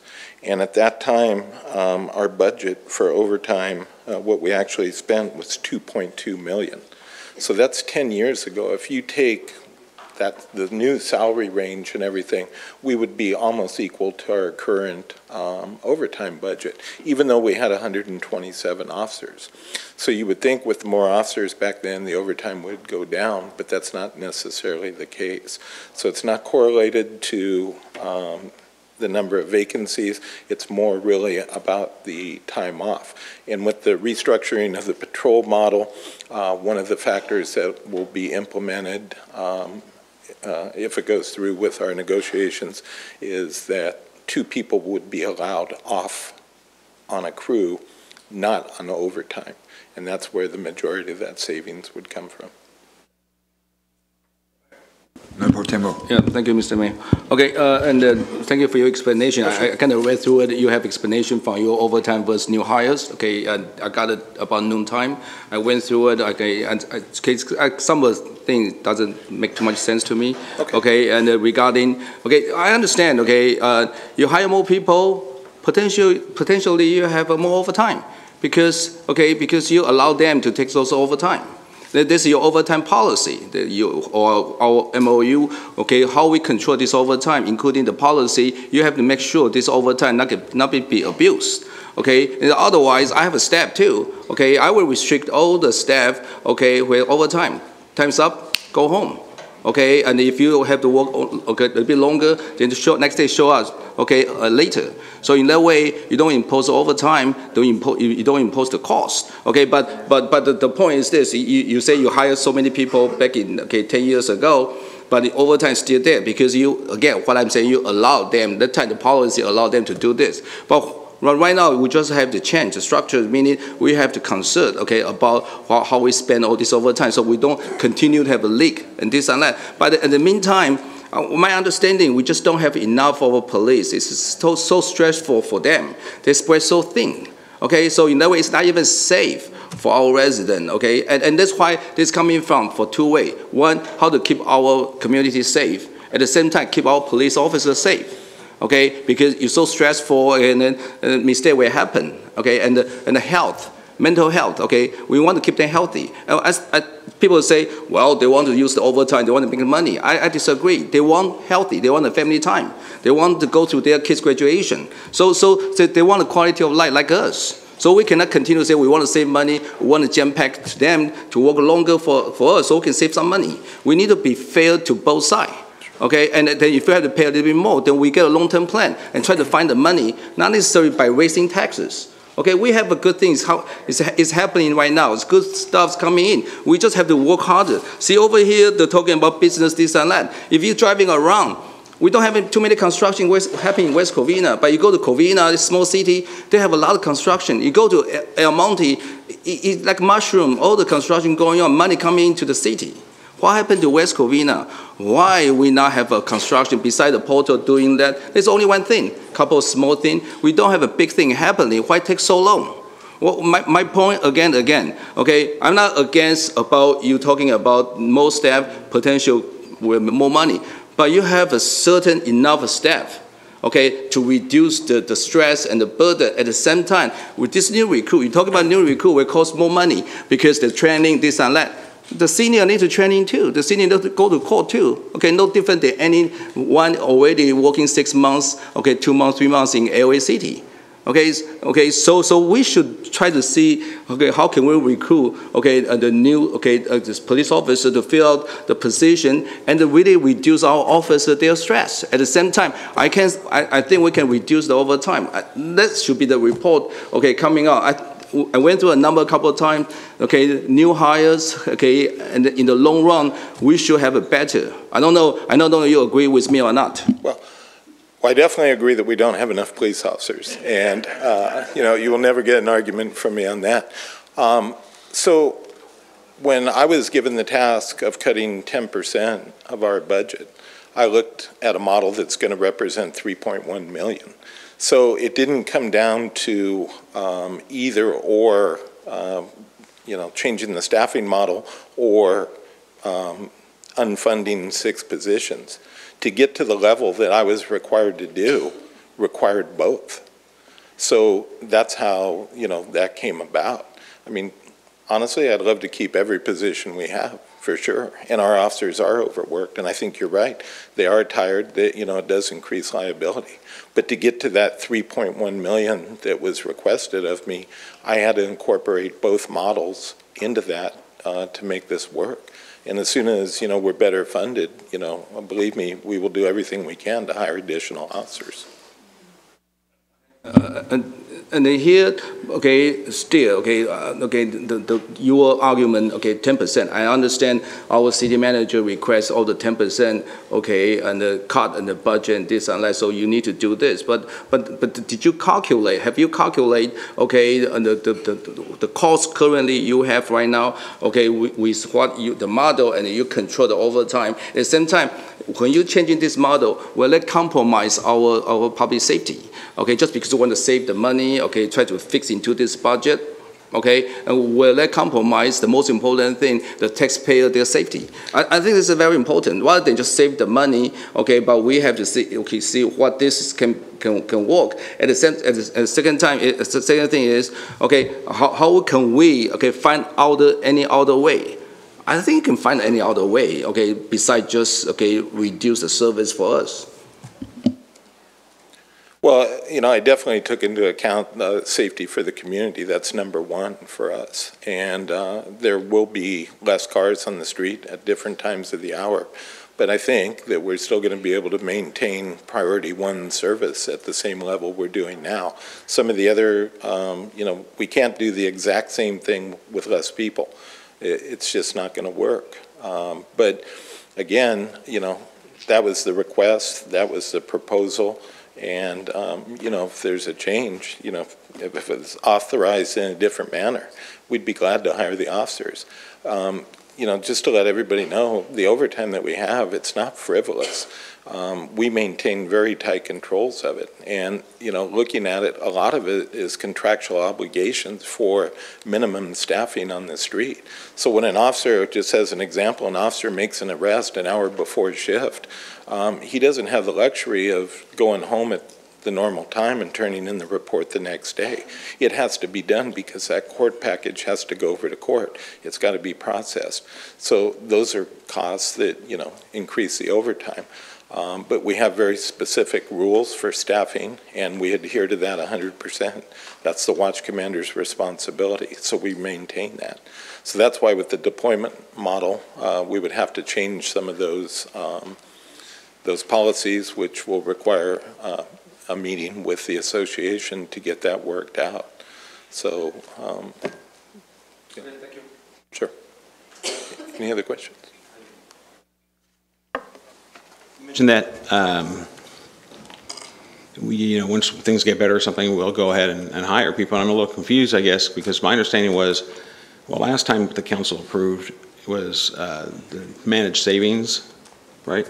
But the authorization stayed on the books. Does this budget, doesn't it reduce those authorizations? Correct. The 6 vacant positions have been eliminated, so that'll reduce overtime right away just for that alone. Yeah. So I mean that's correct, right? Because we had it authorized, we were still backfilling those, even though that was supposed to be part of the managed savings that the council had approved. Right. So, right? Well, I would just say that, you know, as things get better, obviously the city council would have to authorize, you know, because we're taking that opportunity away if this passes, right? Right. Okay. I just want to make sure because that didn't sound right. Thank you. Sure.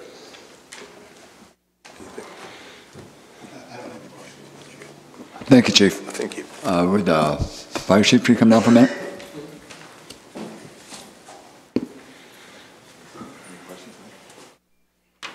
Good evening, Mayor, Council, City staff. Pretty much my colleague said it all. It's pretty, I mean, good job to him. But for us, it's just really no different. We have constant staffing, so we have to have 25 on duty every single day, and we don't have discretionary overtime either. And like Chief Taylor said, when you're tasked with coming up with 10% reduction in your budget, and 94% of the fire department budget is paid benefit and salaries, and then out of the other 6%, only 3% of that is truly discretionary, in which I have control over. It's hard to make up $2.2 million in the fire department's budget. But in the same token, most of our overtime is for constant staffing. So in the fire department, if you have 25 people on duty, as we do every day, and one person calls off, you have to backfill, and you have to backfill with overtime.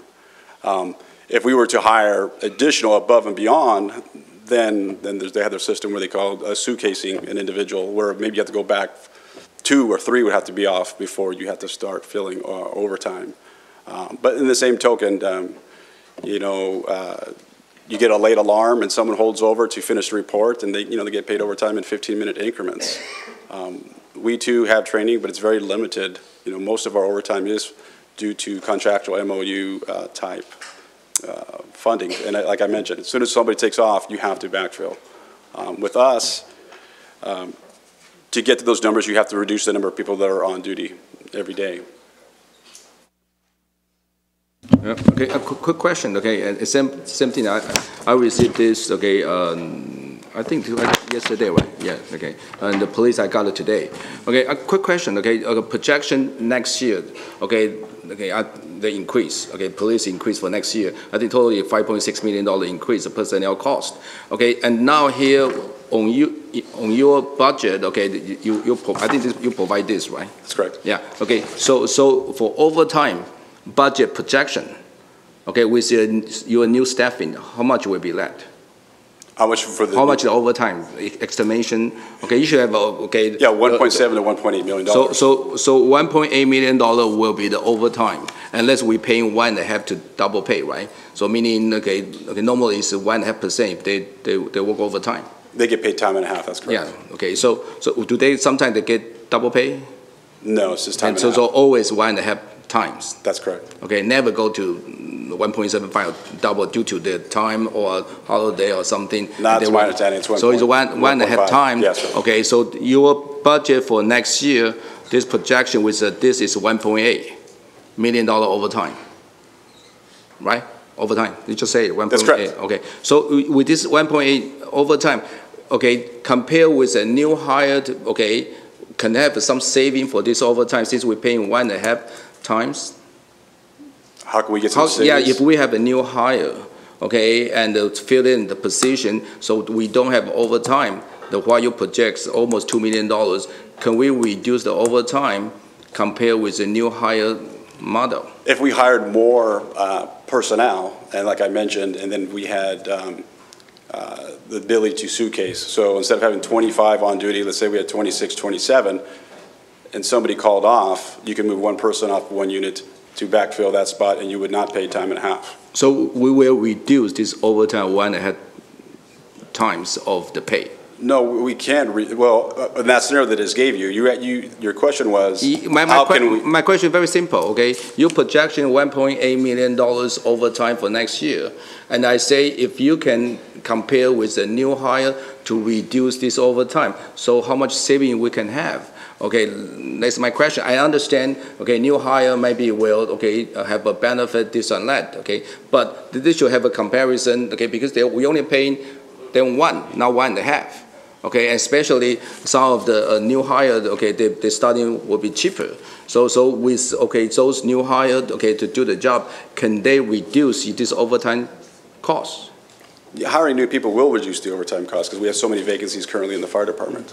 So that's correct. But you're still going to have people take time off, vacation time, sick time, comp time, injured on duty, so forth. So that does create overtime. You have the same problem right now. You have the same problem. Even you don't hire, you still have people sick. People don't show up. If people work too long, they decide I'm sick.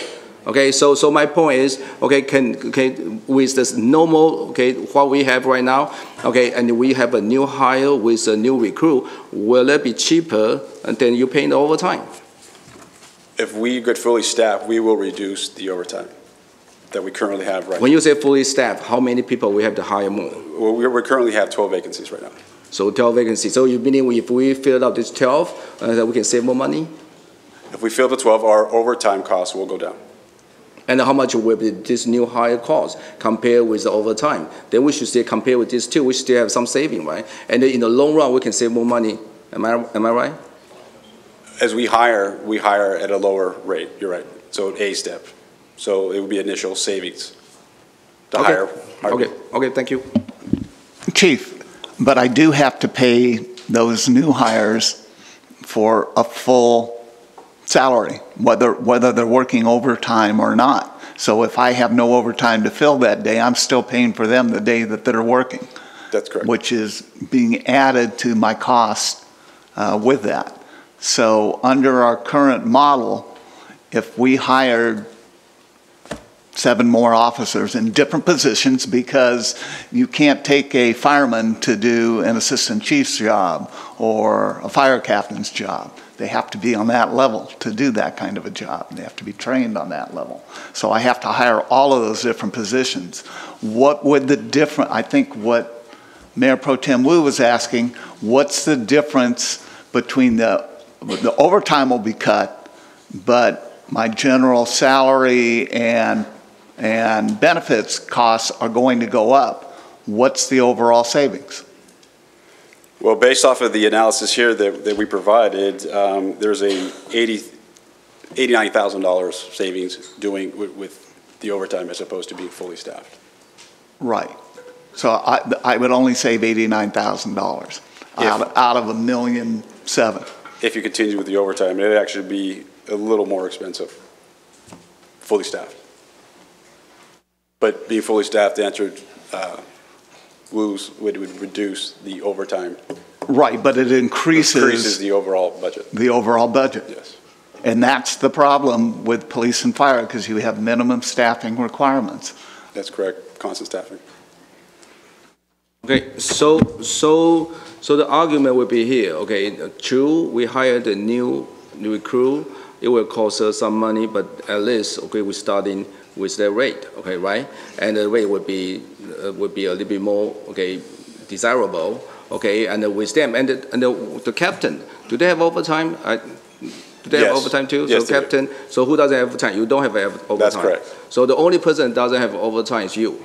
And some of our fire administration. Some administration, and then the overtime. So the captain have overtime. That's correct. Okay, so what I'm talking about, we're not hiring more management. We're talking about hire more foot soldier. Okay, the foot soldier. When we go out, we have more of our firefighters to fill out in the position to the ambulance, this and that. So what I'm saying is this. I think based on what you just told me, okay, if you fill off those okay and recruit, in the long run, we should have more savings than spend a lot of overtime. Plus, just like previously I say, we need to control the overtime of your contract, of your policy. So not easy to people try to be using that, and then back into 10, 15 years ago, we have a lot of staff, but our overtime is still there due to that time we have money, so people just using it, and they don't care. We don't care at the time. But now, due to we have really controlled this leak and this fundamental issue, so we have to find out what this can be addressed. Okay, again, try to reduce the overtime,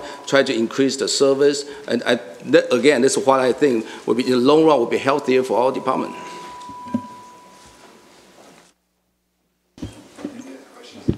Yeah. No? Okay, thank you, Chief. Thank you. Okay. Okay, do we have any other comments from the council? If not, do we have a motion or anything? I have some comments.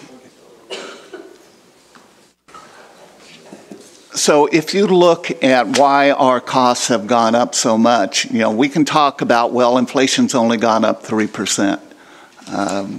Just as inflation only looks at certain items, it doesn't look at the costs of cities and what that's gone up.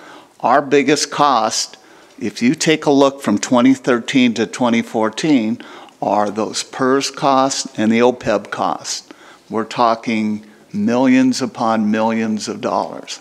I heard someone say, well, we're spending 78% on public safety. Last year, we spent over 80 some odd % on public safety.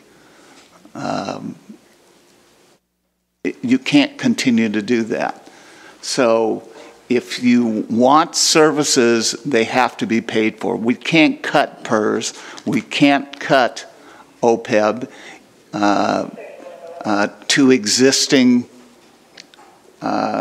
people in the unions. OPEB, through negotiations, maybe you can. We haven't been able to so far. We're into 2019 already. How many contracts have we signed with the unions? Zero.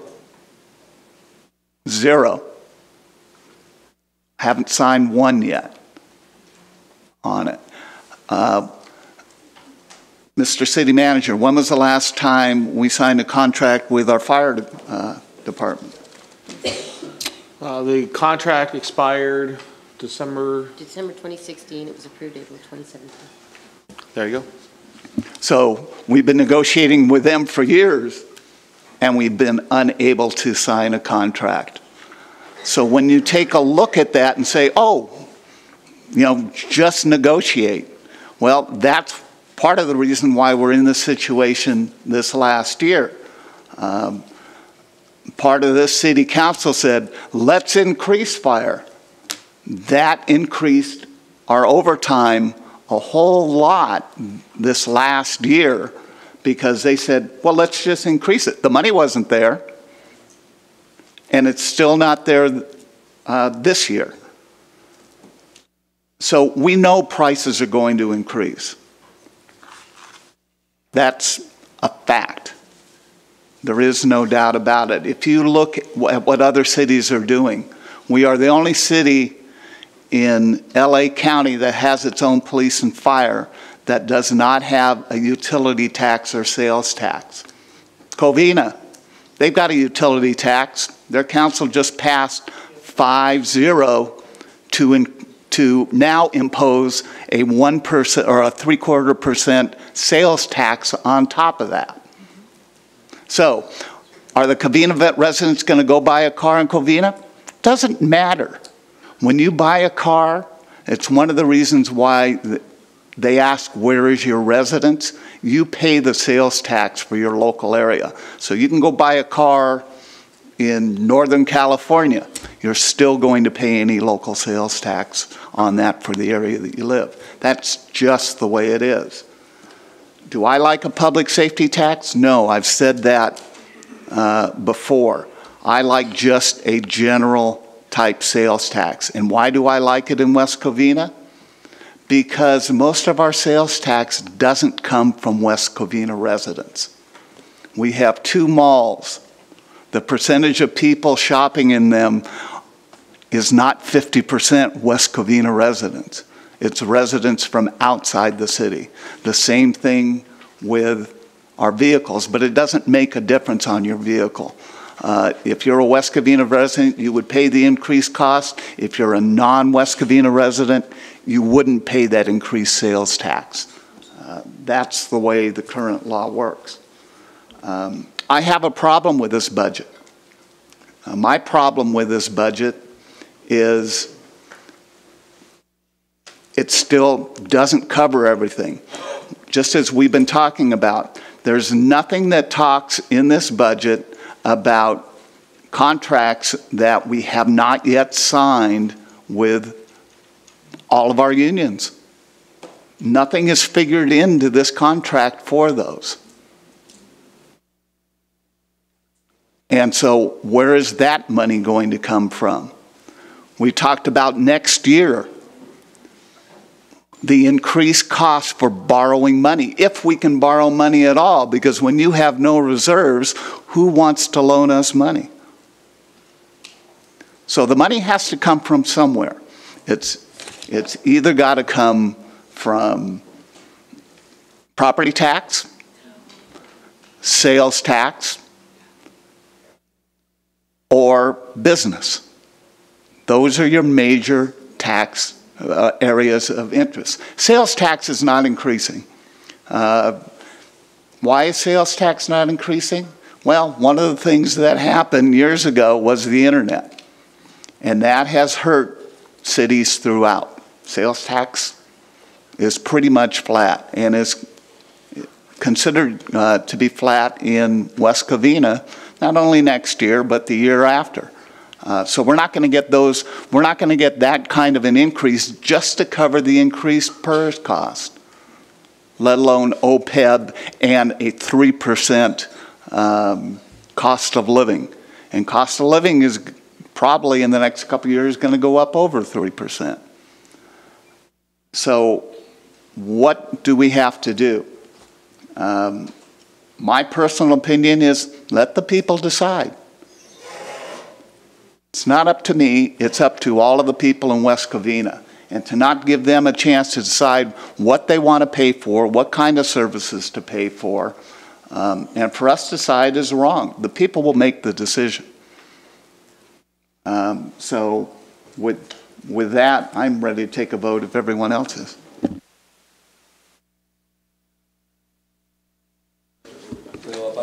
The budget. Talking about the budget. Talking about the budget. Any other comment? Go ahead. You want to say something? Okay. I disagree with Councilman Washer about what he just stated. Okay, and regarding every time, we make a mistake. Okay, the government make a mistake. Okay, the liability, accountability, not there. They right away, we want all the money. Let's go to the tax. Let's go to the resident. Let's get some money from them. Never end. Never think about, what happened? Why we, overspending the money we don't have? Let's find out the problem. And then you want everybody to suffer. You want the resident to suffer with no community event. The taxpayer pay the money, pay you guys salary. All these things. And if we screw up, let's find a way, to fix it. Before we right away go into people's pocket and try to tax them to death. And the problem when our county want to increase our stormwater tax, want to do this, want to do that, and then we have a major M, major H. They talk about major H. 2 years they talk about you pass the major H, the homeless will disappear. Now we have more homeless on the street. We didn't get a dime from all this major H money. Where's the money? We haven't get any money to fix our homeless. We were homeless from 50, 100, last year 150, to this year we are 280. And next year maybe 500. So this increasing problem never resolved by the money. Money cannot solve the problem. The problem is how we fix the problem, the structural problem we have. Let's find the problem we have. Let's fix that. I just mentioned a couple issues we have. Let's look into it. Can we fix those problem? Let's fix those leaks, and let's find the revenue. We West Covina, we beautiful city. We not compare with any surrounding city. I think we were one of the best. A lot of people say West Covina is underperformance. We really underperform. Big time. We have 10 freeway, we have Azusa, we have a lot of shopping mall. Other cities don't have. We have a 5,000 business. And right now we want to squeeze them with the more taxes. They might disappear. 5,000 becomes 3,000. We will collect less money. Don't enjoy just temporarily bend it, and fix the problem. We have to see the long term. What the long term? How can we get more revenue? Money is not by entitlement. Taxpayer give to you. Money by you have to earn it. You have to earn this money. The government, the city, we have to earn this money. We have to provide service. We have to provide the business come in. Provide our revenue. Those revenue, the long term will solve our problem. So my point is this. What I have is this budget. I really have an issue with this budget. Because all this budget, you're moving the money around, it doesn't really fix the fundamental problem. So in that way, I cannot approve this budget. And I will say one more time. I know maybe we don't have I don't have a vote. I will willing to have no budget and send you guys all home. And let's find something and really can find the problem. And let's solve the problem without the hard play. People never change. Just like I have 30 years ago, I get laid off. And I have to find a way to survive. I never call for my parent or government. I don't even go to get unemployment pay. I find a way to change for better life. Change. Sometimes this is opportunity in disguise for us to find a better way. Better way to fix our problem in the long way. So I cannot approve this. Councilman Spence. Yes. I voted for the first two budgets after I got elected to the council, and I haven't voted for any budget since then because they keep getting worse. And what we end up doing is, if you look in here, this becomes a public policy document. And the policies, we're adopting all kinds of policies when we adopt this now, from fees on, fire alarms to whatever, we're approving layoffs, all these things is one big policy document. And I have problems with that because we're doing it in the context of money, raising money, for the most part, on the fee end, or cutting positions, and we're not having the public policy debate about it. That's what I pointed out about the reform of modernizing the business license fee, is that we're not actually dealing with the policy. We're dealing with how much money it's going to fill in a line. And it's a mistake for us to do that. I know, I disagree with Mr. Warshaw, I think if anybody voted for me thinking I was going to vote to put a tax on the ballot, that's when they're sadly mistaken. I think I made that pretty clear when I was running. I wouldn't do that. And so the people did decide, at least at that point, when I got elected, that they made that choice. And Mr. Warshaw, you talk about let the people decide which services they want.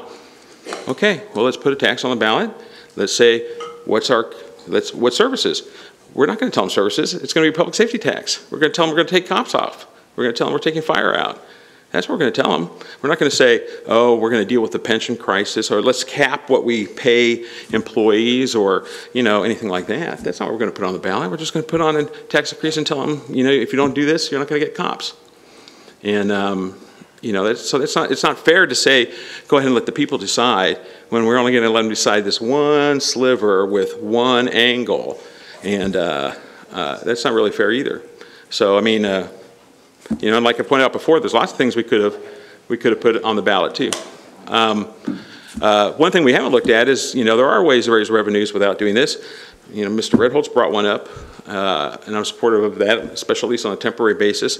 So I mean, there's different ways we can do stuff and free up people to do things rather than this policy document and jamming it through, trying to fill in lines with money. So I'll be voting no. Yeah. Okay, thank you. Yeah, so just going back to the PERS cost. In 13-14, it was $7.8 million a year. Okay, in 18-19, it's going to be $14.9 million a year. That's about $7 million. Our general fund budget's about $65 million. So that's over a 10% increase just in the time that we've been on the council. So that there's no discretion there, right? These were decisions made before any of the council members were here in terms of that, and now that's an obligation that we have to pay towards PERS.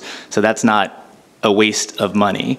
Again, I pointed out a number of times, it's been pointed out a number of times that the 78, 80, 82% of our budget is public safety. I haven't heard anyone give a concrete proposal how to make up these PERS costs. There was a staffing model that made a ton of sense earlier on that would have saved us $1.5 million, and people who are saying we're wasting money chose to vote on that. So we can't have it both ways. It sounds good to say be against certain things, but we have to be concrete and we have to be specific. There are no magic solutions. In this budget, we have not filled positions in public safety, because that's where the huge portion of our general fund budget is. We have, very sadly, and these gentlemen here are all had to issue layoff notices. We've completely cut out our community events budget. Every department's taken a hit. Every department. We are losing senior staff. We're losing valuable staff who contribute to the city. I know people working over extra hours, weekends, to try and even give us this information.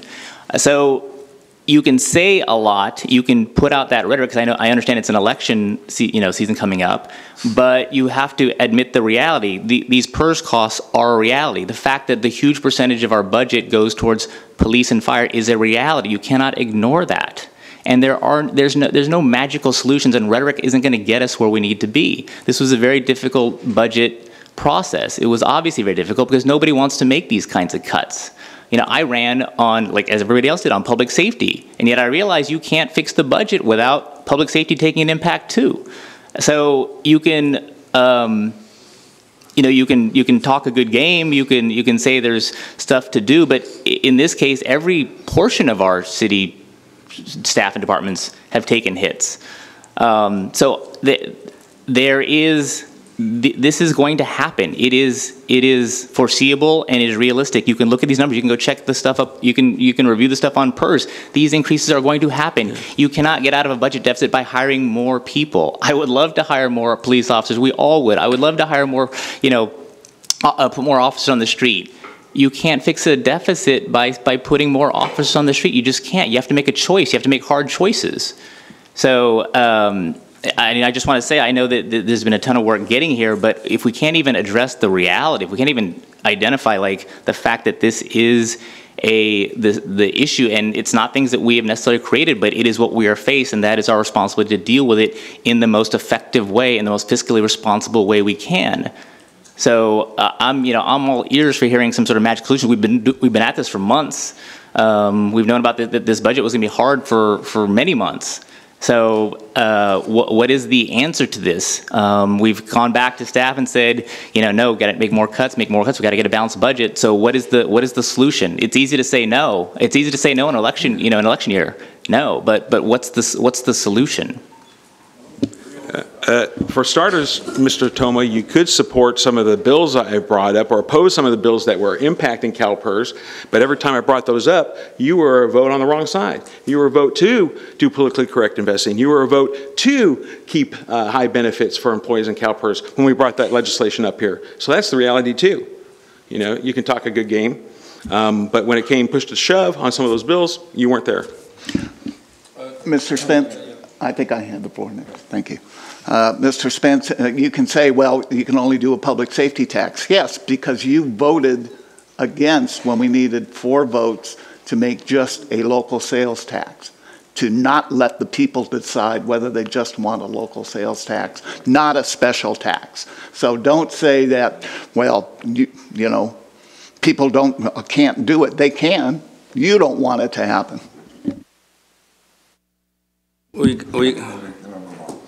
Okay, regarding the Councilman Toma talking about, what's the way? They have a lot of way. Okay, there's quite a few way we can do that. Just people don't want to do it. Okay, I said it so many times. Our city, our management team, we can take a pay cut. Okay, if everybody suffer, why our management team? I'm not talking not only the city management. Okay, I'm talking about each department, the head of department, the management. Okay, take a 5 to 10% cut. Okay, their pay cut or pay freeze. Okay, that can save quite a lot of money. Okay, but this is so difficult for us to request. Okay, and our staff to do something. Okay, let everybody sacrifice. Why our staff, especially management, take some of a sacrifice too? Okay, so everybody in the same boat. We cannot say everybody suffer, people get laid off, but nobody want to give some kind of pay freeze or pay cut. So money saving not even can be touched and talk. You talk is a taboo. It's not about election. It's about how can we find the fundamental issue. Otherwise, 2 years, 3 years, maybe 1 year, we come back to say, we run out of money, we have to find some other money again. So this thing of what I'm saying is we really have sincerely, we really have to find what is the issue. We can kind of, resolve this, but the pay cut, I ask a lot of city, they happen to all the city. Once upon a time, they have to do this, everybody have to in the same boat, right? Right, so everybody had the same boat and try to do this and get by in this tough time. So everybody pitch in. Okay, now we cannot have only certain people pitch in and certain people don't want to pitch in. Everybody pitch in, and in that way, I think we can solve the problem. Okay, before we move on, I do want to make a statement. For over 18, 20 years, I sat out there and I watched this can that's been kicked down the road for a long time. Did it ever get better? No. Every year it got worse and worse. Could we have made some changes a couple of years back? Yes, we probably could have. Should have we? Yes, we did. But those days are gone. We have to take the bull by the horn and decide what we're going to do now. Are we going to keep our city afloat, or are we just going to let it go down? No. I've been a blue-collar worker all my life. I worked in 3 different unions, and that's all I ever did. When I was raising a family with my wife and my 2 kids, many times I got laid off my job and I was out of work for quite a while. I understand it. I understand the pain that goes along with it. But somewhere along the line you have to say what is best for the residents in the city. And if we don't make that move now, we can agree and we can disagree on how we go about doing it. And I can see residents out there disagree with me, saying that you're doing this. No. I have to make a hard decision. The can that's been kicked down the road will not go any further than right here. So the decision I'm making today may not be a popular decision. It's very unpopular. But I'm hoping the decision we make tonight will help us start recovering. And 2, 3, 5 years down the road, we can look back on and say, that's council of 2018 made some tough decisions, and now our city is a lot better off for it. So I'm ready to move forward. So do I have a motion?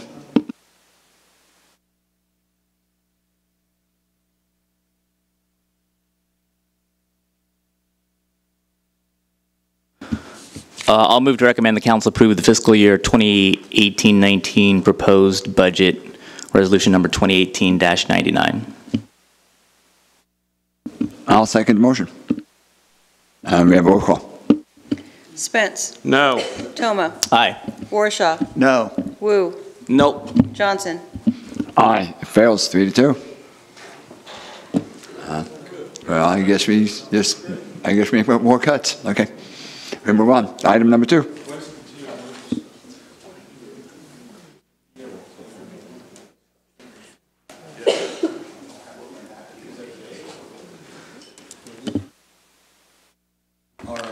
End of August.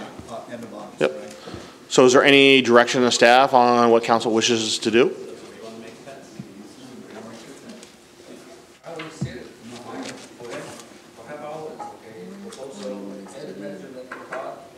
Microphone. No, I already said it, okay, for the what, half hours, okay, and about my ideas, okay, we propose, okay, management, okay, pay cut, okay, and at the same time, okay, compare with the new hire, see like we can have some saving, okay, and that's subject to the city manager and us to agree that we have this, okay, at least we go into, okay, some, okay, top heavy, okay, willing to sacrifice. Again, I'm not talking about, okay, forever. We just have to go through this year. This year we have this stress, okay? And I'm not going to say cut this forever. So, but at least we have this budget issue. Everybody sacrifice. Management teams sacrifice too. Okay, in that way, I think we can save maybe millions. Okay, again, we have a balanced budget here, so either you need to identify what cuts you don't like, what revenues you don't like, we have to find that gap. Okay, and just to be honest, even if you did 10% cut to department heads, that's $100,000 in savings to the city. So if you want to, you're asking us to go back to all employee groups and asking for a 10% pay cut. I'm talking about entire employment group, not only the management team. If that's the council's desire. Okay, well, we can't talk about budget items in there. We can talk about staffing, of course, yes.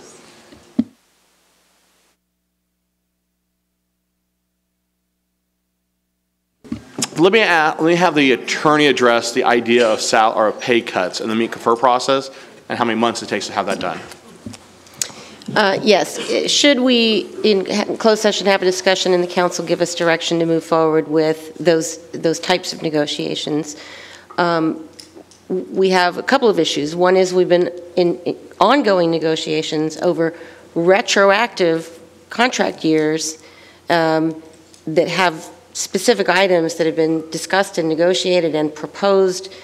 So we will have to make a determination that there has been such a significant change of circumstances that we will have to try and take away some of the things we've offered in those negotiations and ask for more back retroactively, or at least going forward for this year. I suspect very much that all of the associations, and we have 9 associations we would have to bargain with, would take issue with that. And I would assume there might even be some litigation over it. I would assume that we might expect them to file unfair labor practice charges with the Public Employment Relations Board. And since PERB pretty much always rules in favor of the public employee unions, I would not expect us to come out well in that process. Even if we were able to meet in good faith, meet and confer in good faith, and remember, it has to be in good faith. We can't have a predetermined outcome that we're going to do X no matter what they say. That's not what meet and confer means under the Myers-Mellon-Brown Act. So we would have to go in and meet and confer in good faith, seek temporary or permanent reductions, whatever the case may be, go through the entire process of either potential mediation or fact-finding, but that's only after you reach impasse, which means you got to meet and confer for some reasonable period of time. Then if you reach an impasse, then they can request fact-finding. The last fact-finding we went through took us almost a year, and then we would bring forward, if assuming that whatever the fact finding came out, we would bring forward that report, and then the council would have to determine whether or not to impose the city's last, best, and final offer. That whole process is not going to save you a single dime in this budget. Mention is not entire city staff take a pay cut. I'm talking about the city management team. Okay, entire city management team. I think the city manager explained that that would give you $100,000 in savings. To talk about in closed session, and I don't think it's helpful to speculate about what we're going to talk about in closed session.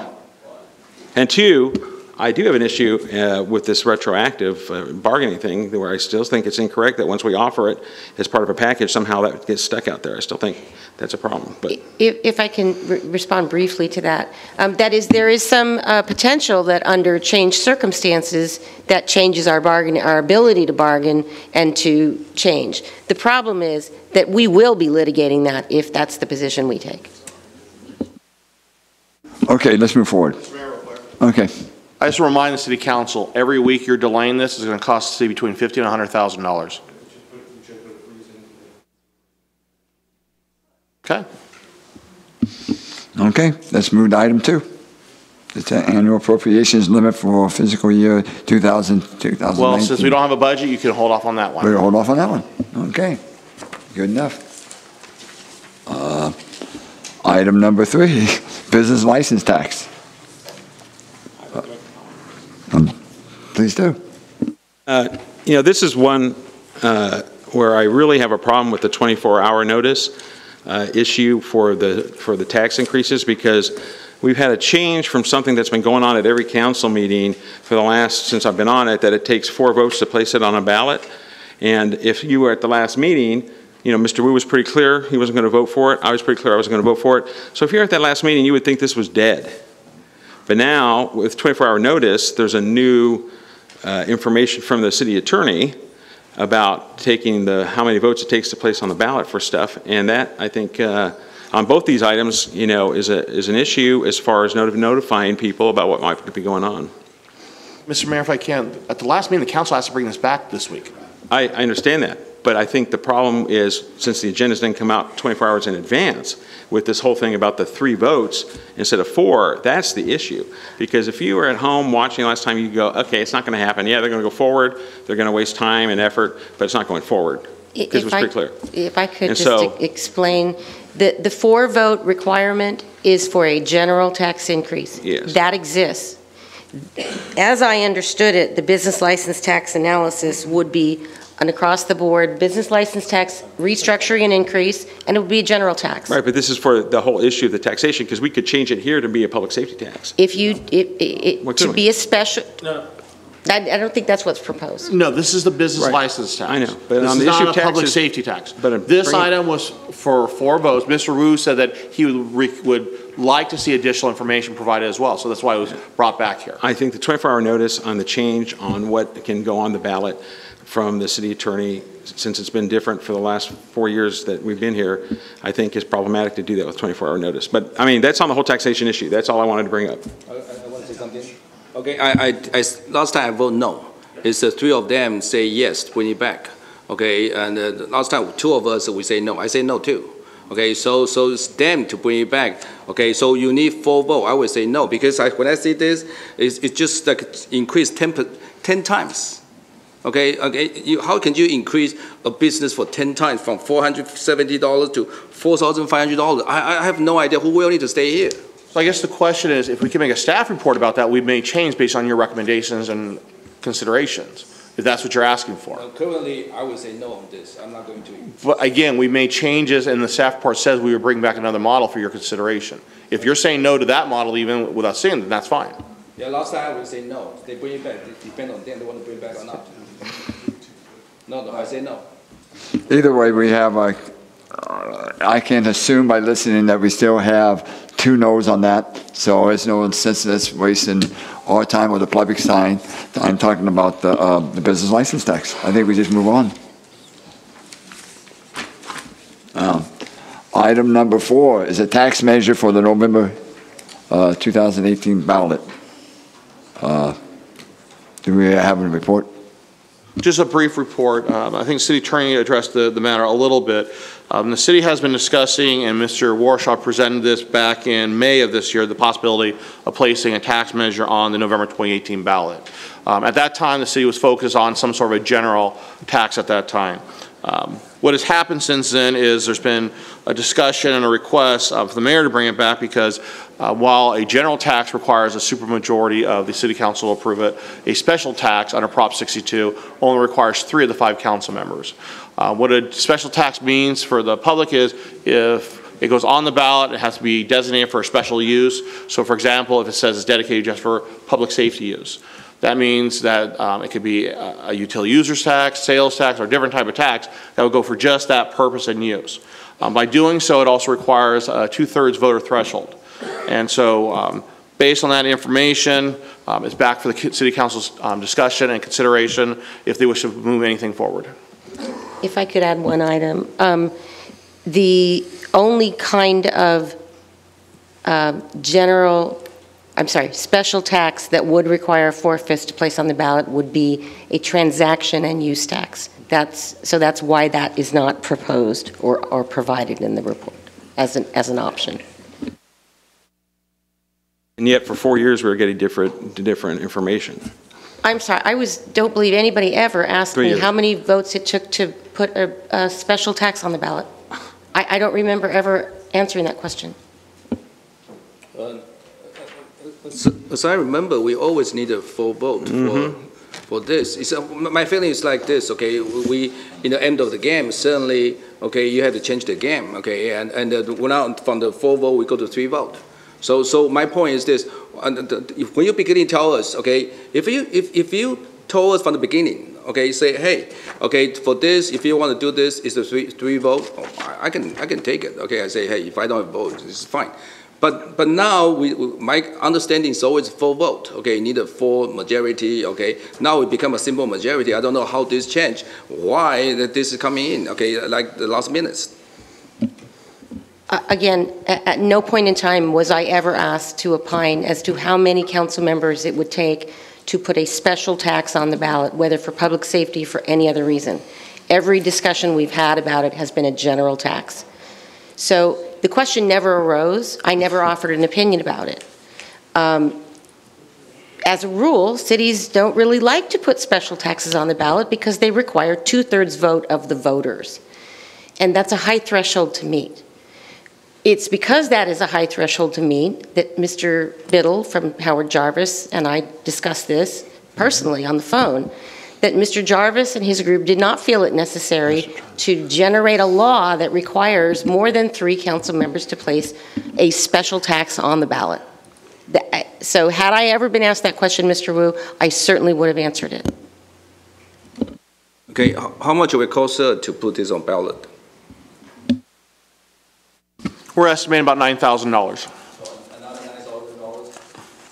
So it's basically another $9,000 plus the previous, we have the city clerk and treasurer, so that's $18,000, right? So $18,000 plus this $9,000. We do have additional costs for the city council election as well. And city treasurer, thank you, and city clerk, so all those positions. So it's about $18,000 for that.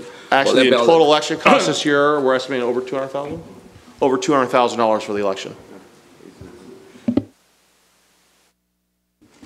Do we have any more comments? None? Seeing none? Okay. Are we going to have a discussion? Are they going to give a report on it? That's what I said. Do we want to give a report or do we? I thought I gave a report. Is there specific questions? Is there any other questions you might want to ask the city manager anyone before we move forward? If there's council interest, we're just asking to provide us direction if you want to have something brought back at another meeting or this item goes away.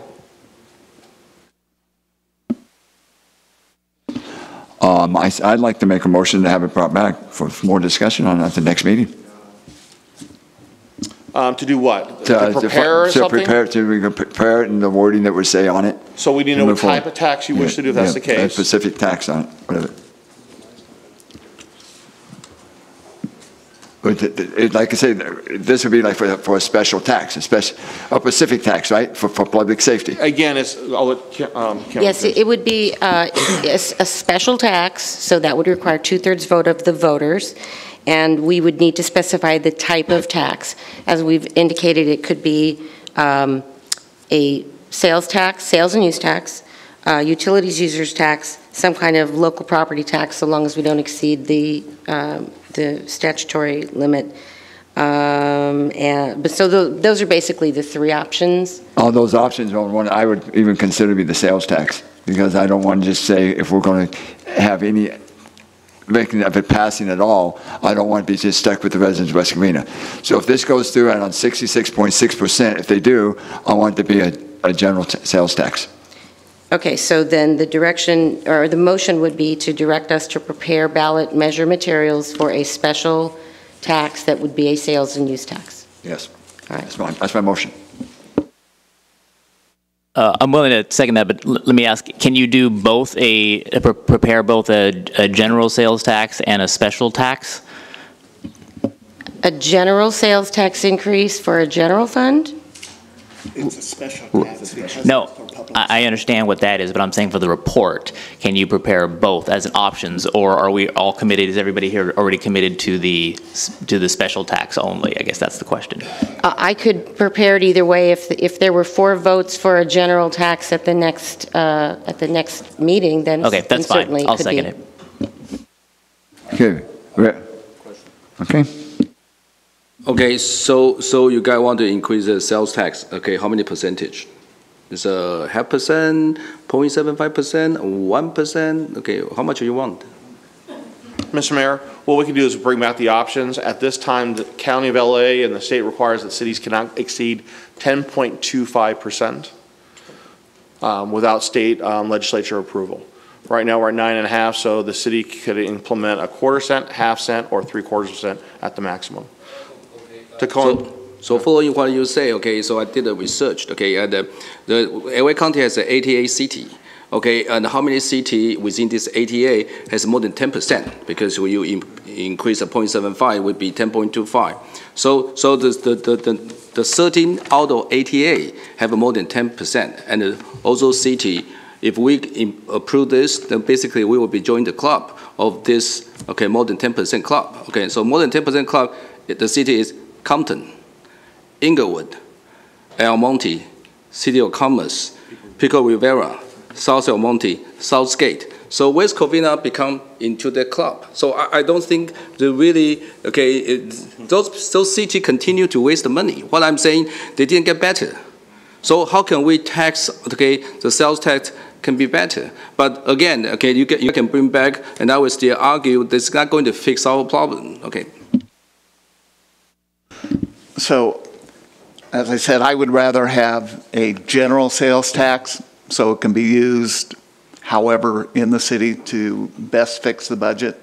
I don't particularly like a public safety tax, but I haven't seen anything that's going to get us to the type of numbers that we've got to do without some kind of an increase in revenues. The only, there are Mayor Pro Tem Wu was correct. There are only 13 cities in LA County that currently have a sales tax. But how many more have a utility tax, which we don't have? We need something to increase revenues. I'm against property tax increase. I'm against a utility tax, as I mentioned before, because the people outside who come to our city don't pay for that. The sales tax does. And again, most of our sales tax doesn't come from West Covina residents. So I'll be voting in favor of this motion to bring back a sales and use tax. There, and in that report that we're going to get, there are some other cities that have put stuff on the measure. And isn't Santa Monica one of the 10.25 cities also? I believe it is. They are. Right. Okay. But anyway, so I know there are other, in addition to the cities that already have it, there are some other cities that are proposing it. And again, you can't ignore the fact that a ton of other cities have other taxes of some kind, utility taxes, property taxes, and other things to compensate for the fact that they don't have one of these rates right here.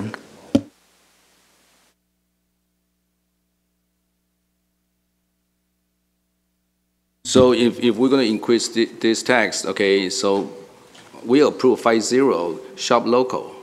So it's meaning what? We don't shop local anymore, okay, because we have a much higher sales tax. How we encourage our local residents to shop local?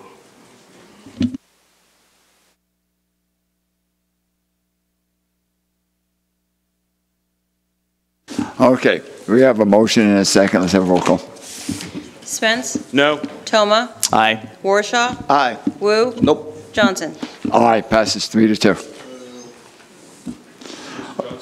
Yes, sir. Since we have a deadline of August 10th on this tax, right? So since there'll be another meeting before August 10th, I'd prefer to do the arguments later at that meeting for approval. That way it's not yet public for everybody yet. I see no problem. Anyone else? Okay. Mr. Mayor, since we do have an audience here, is there a date specific you guys want to meet with on this matter next week?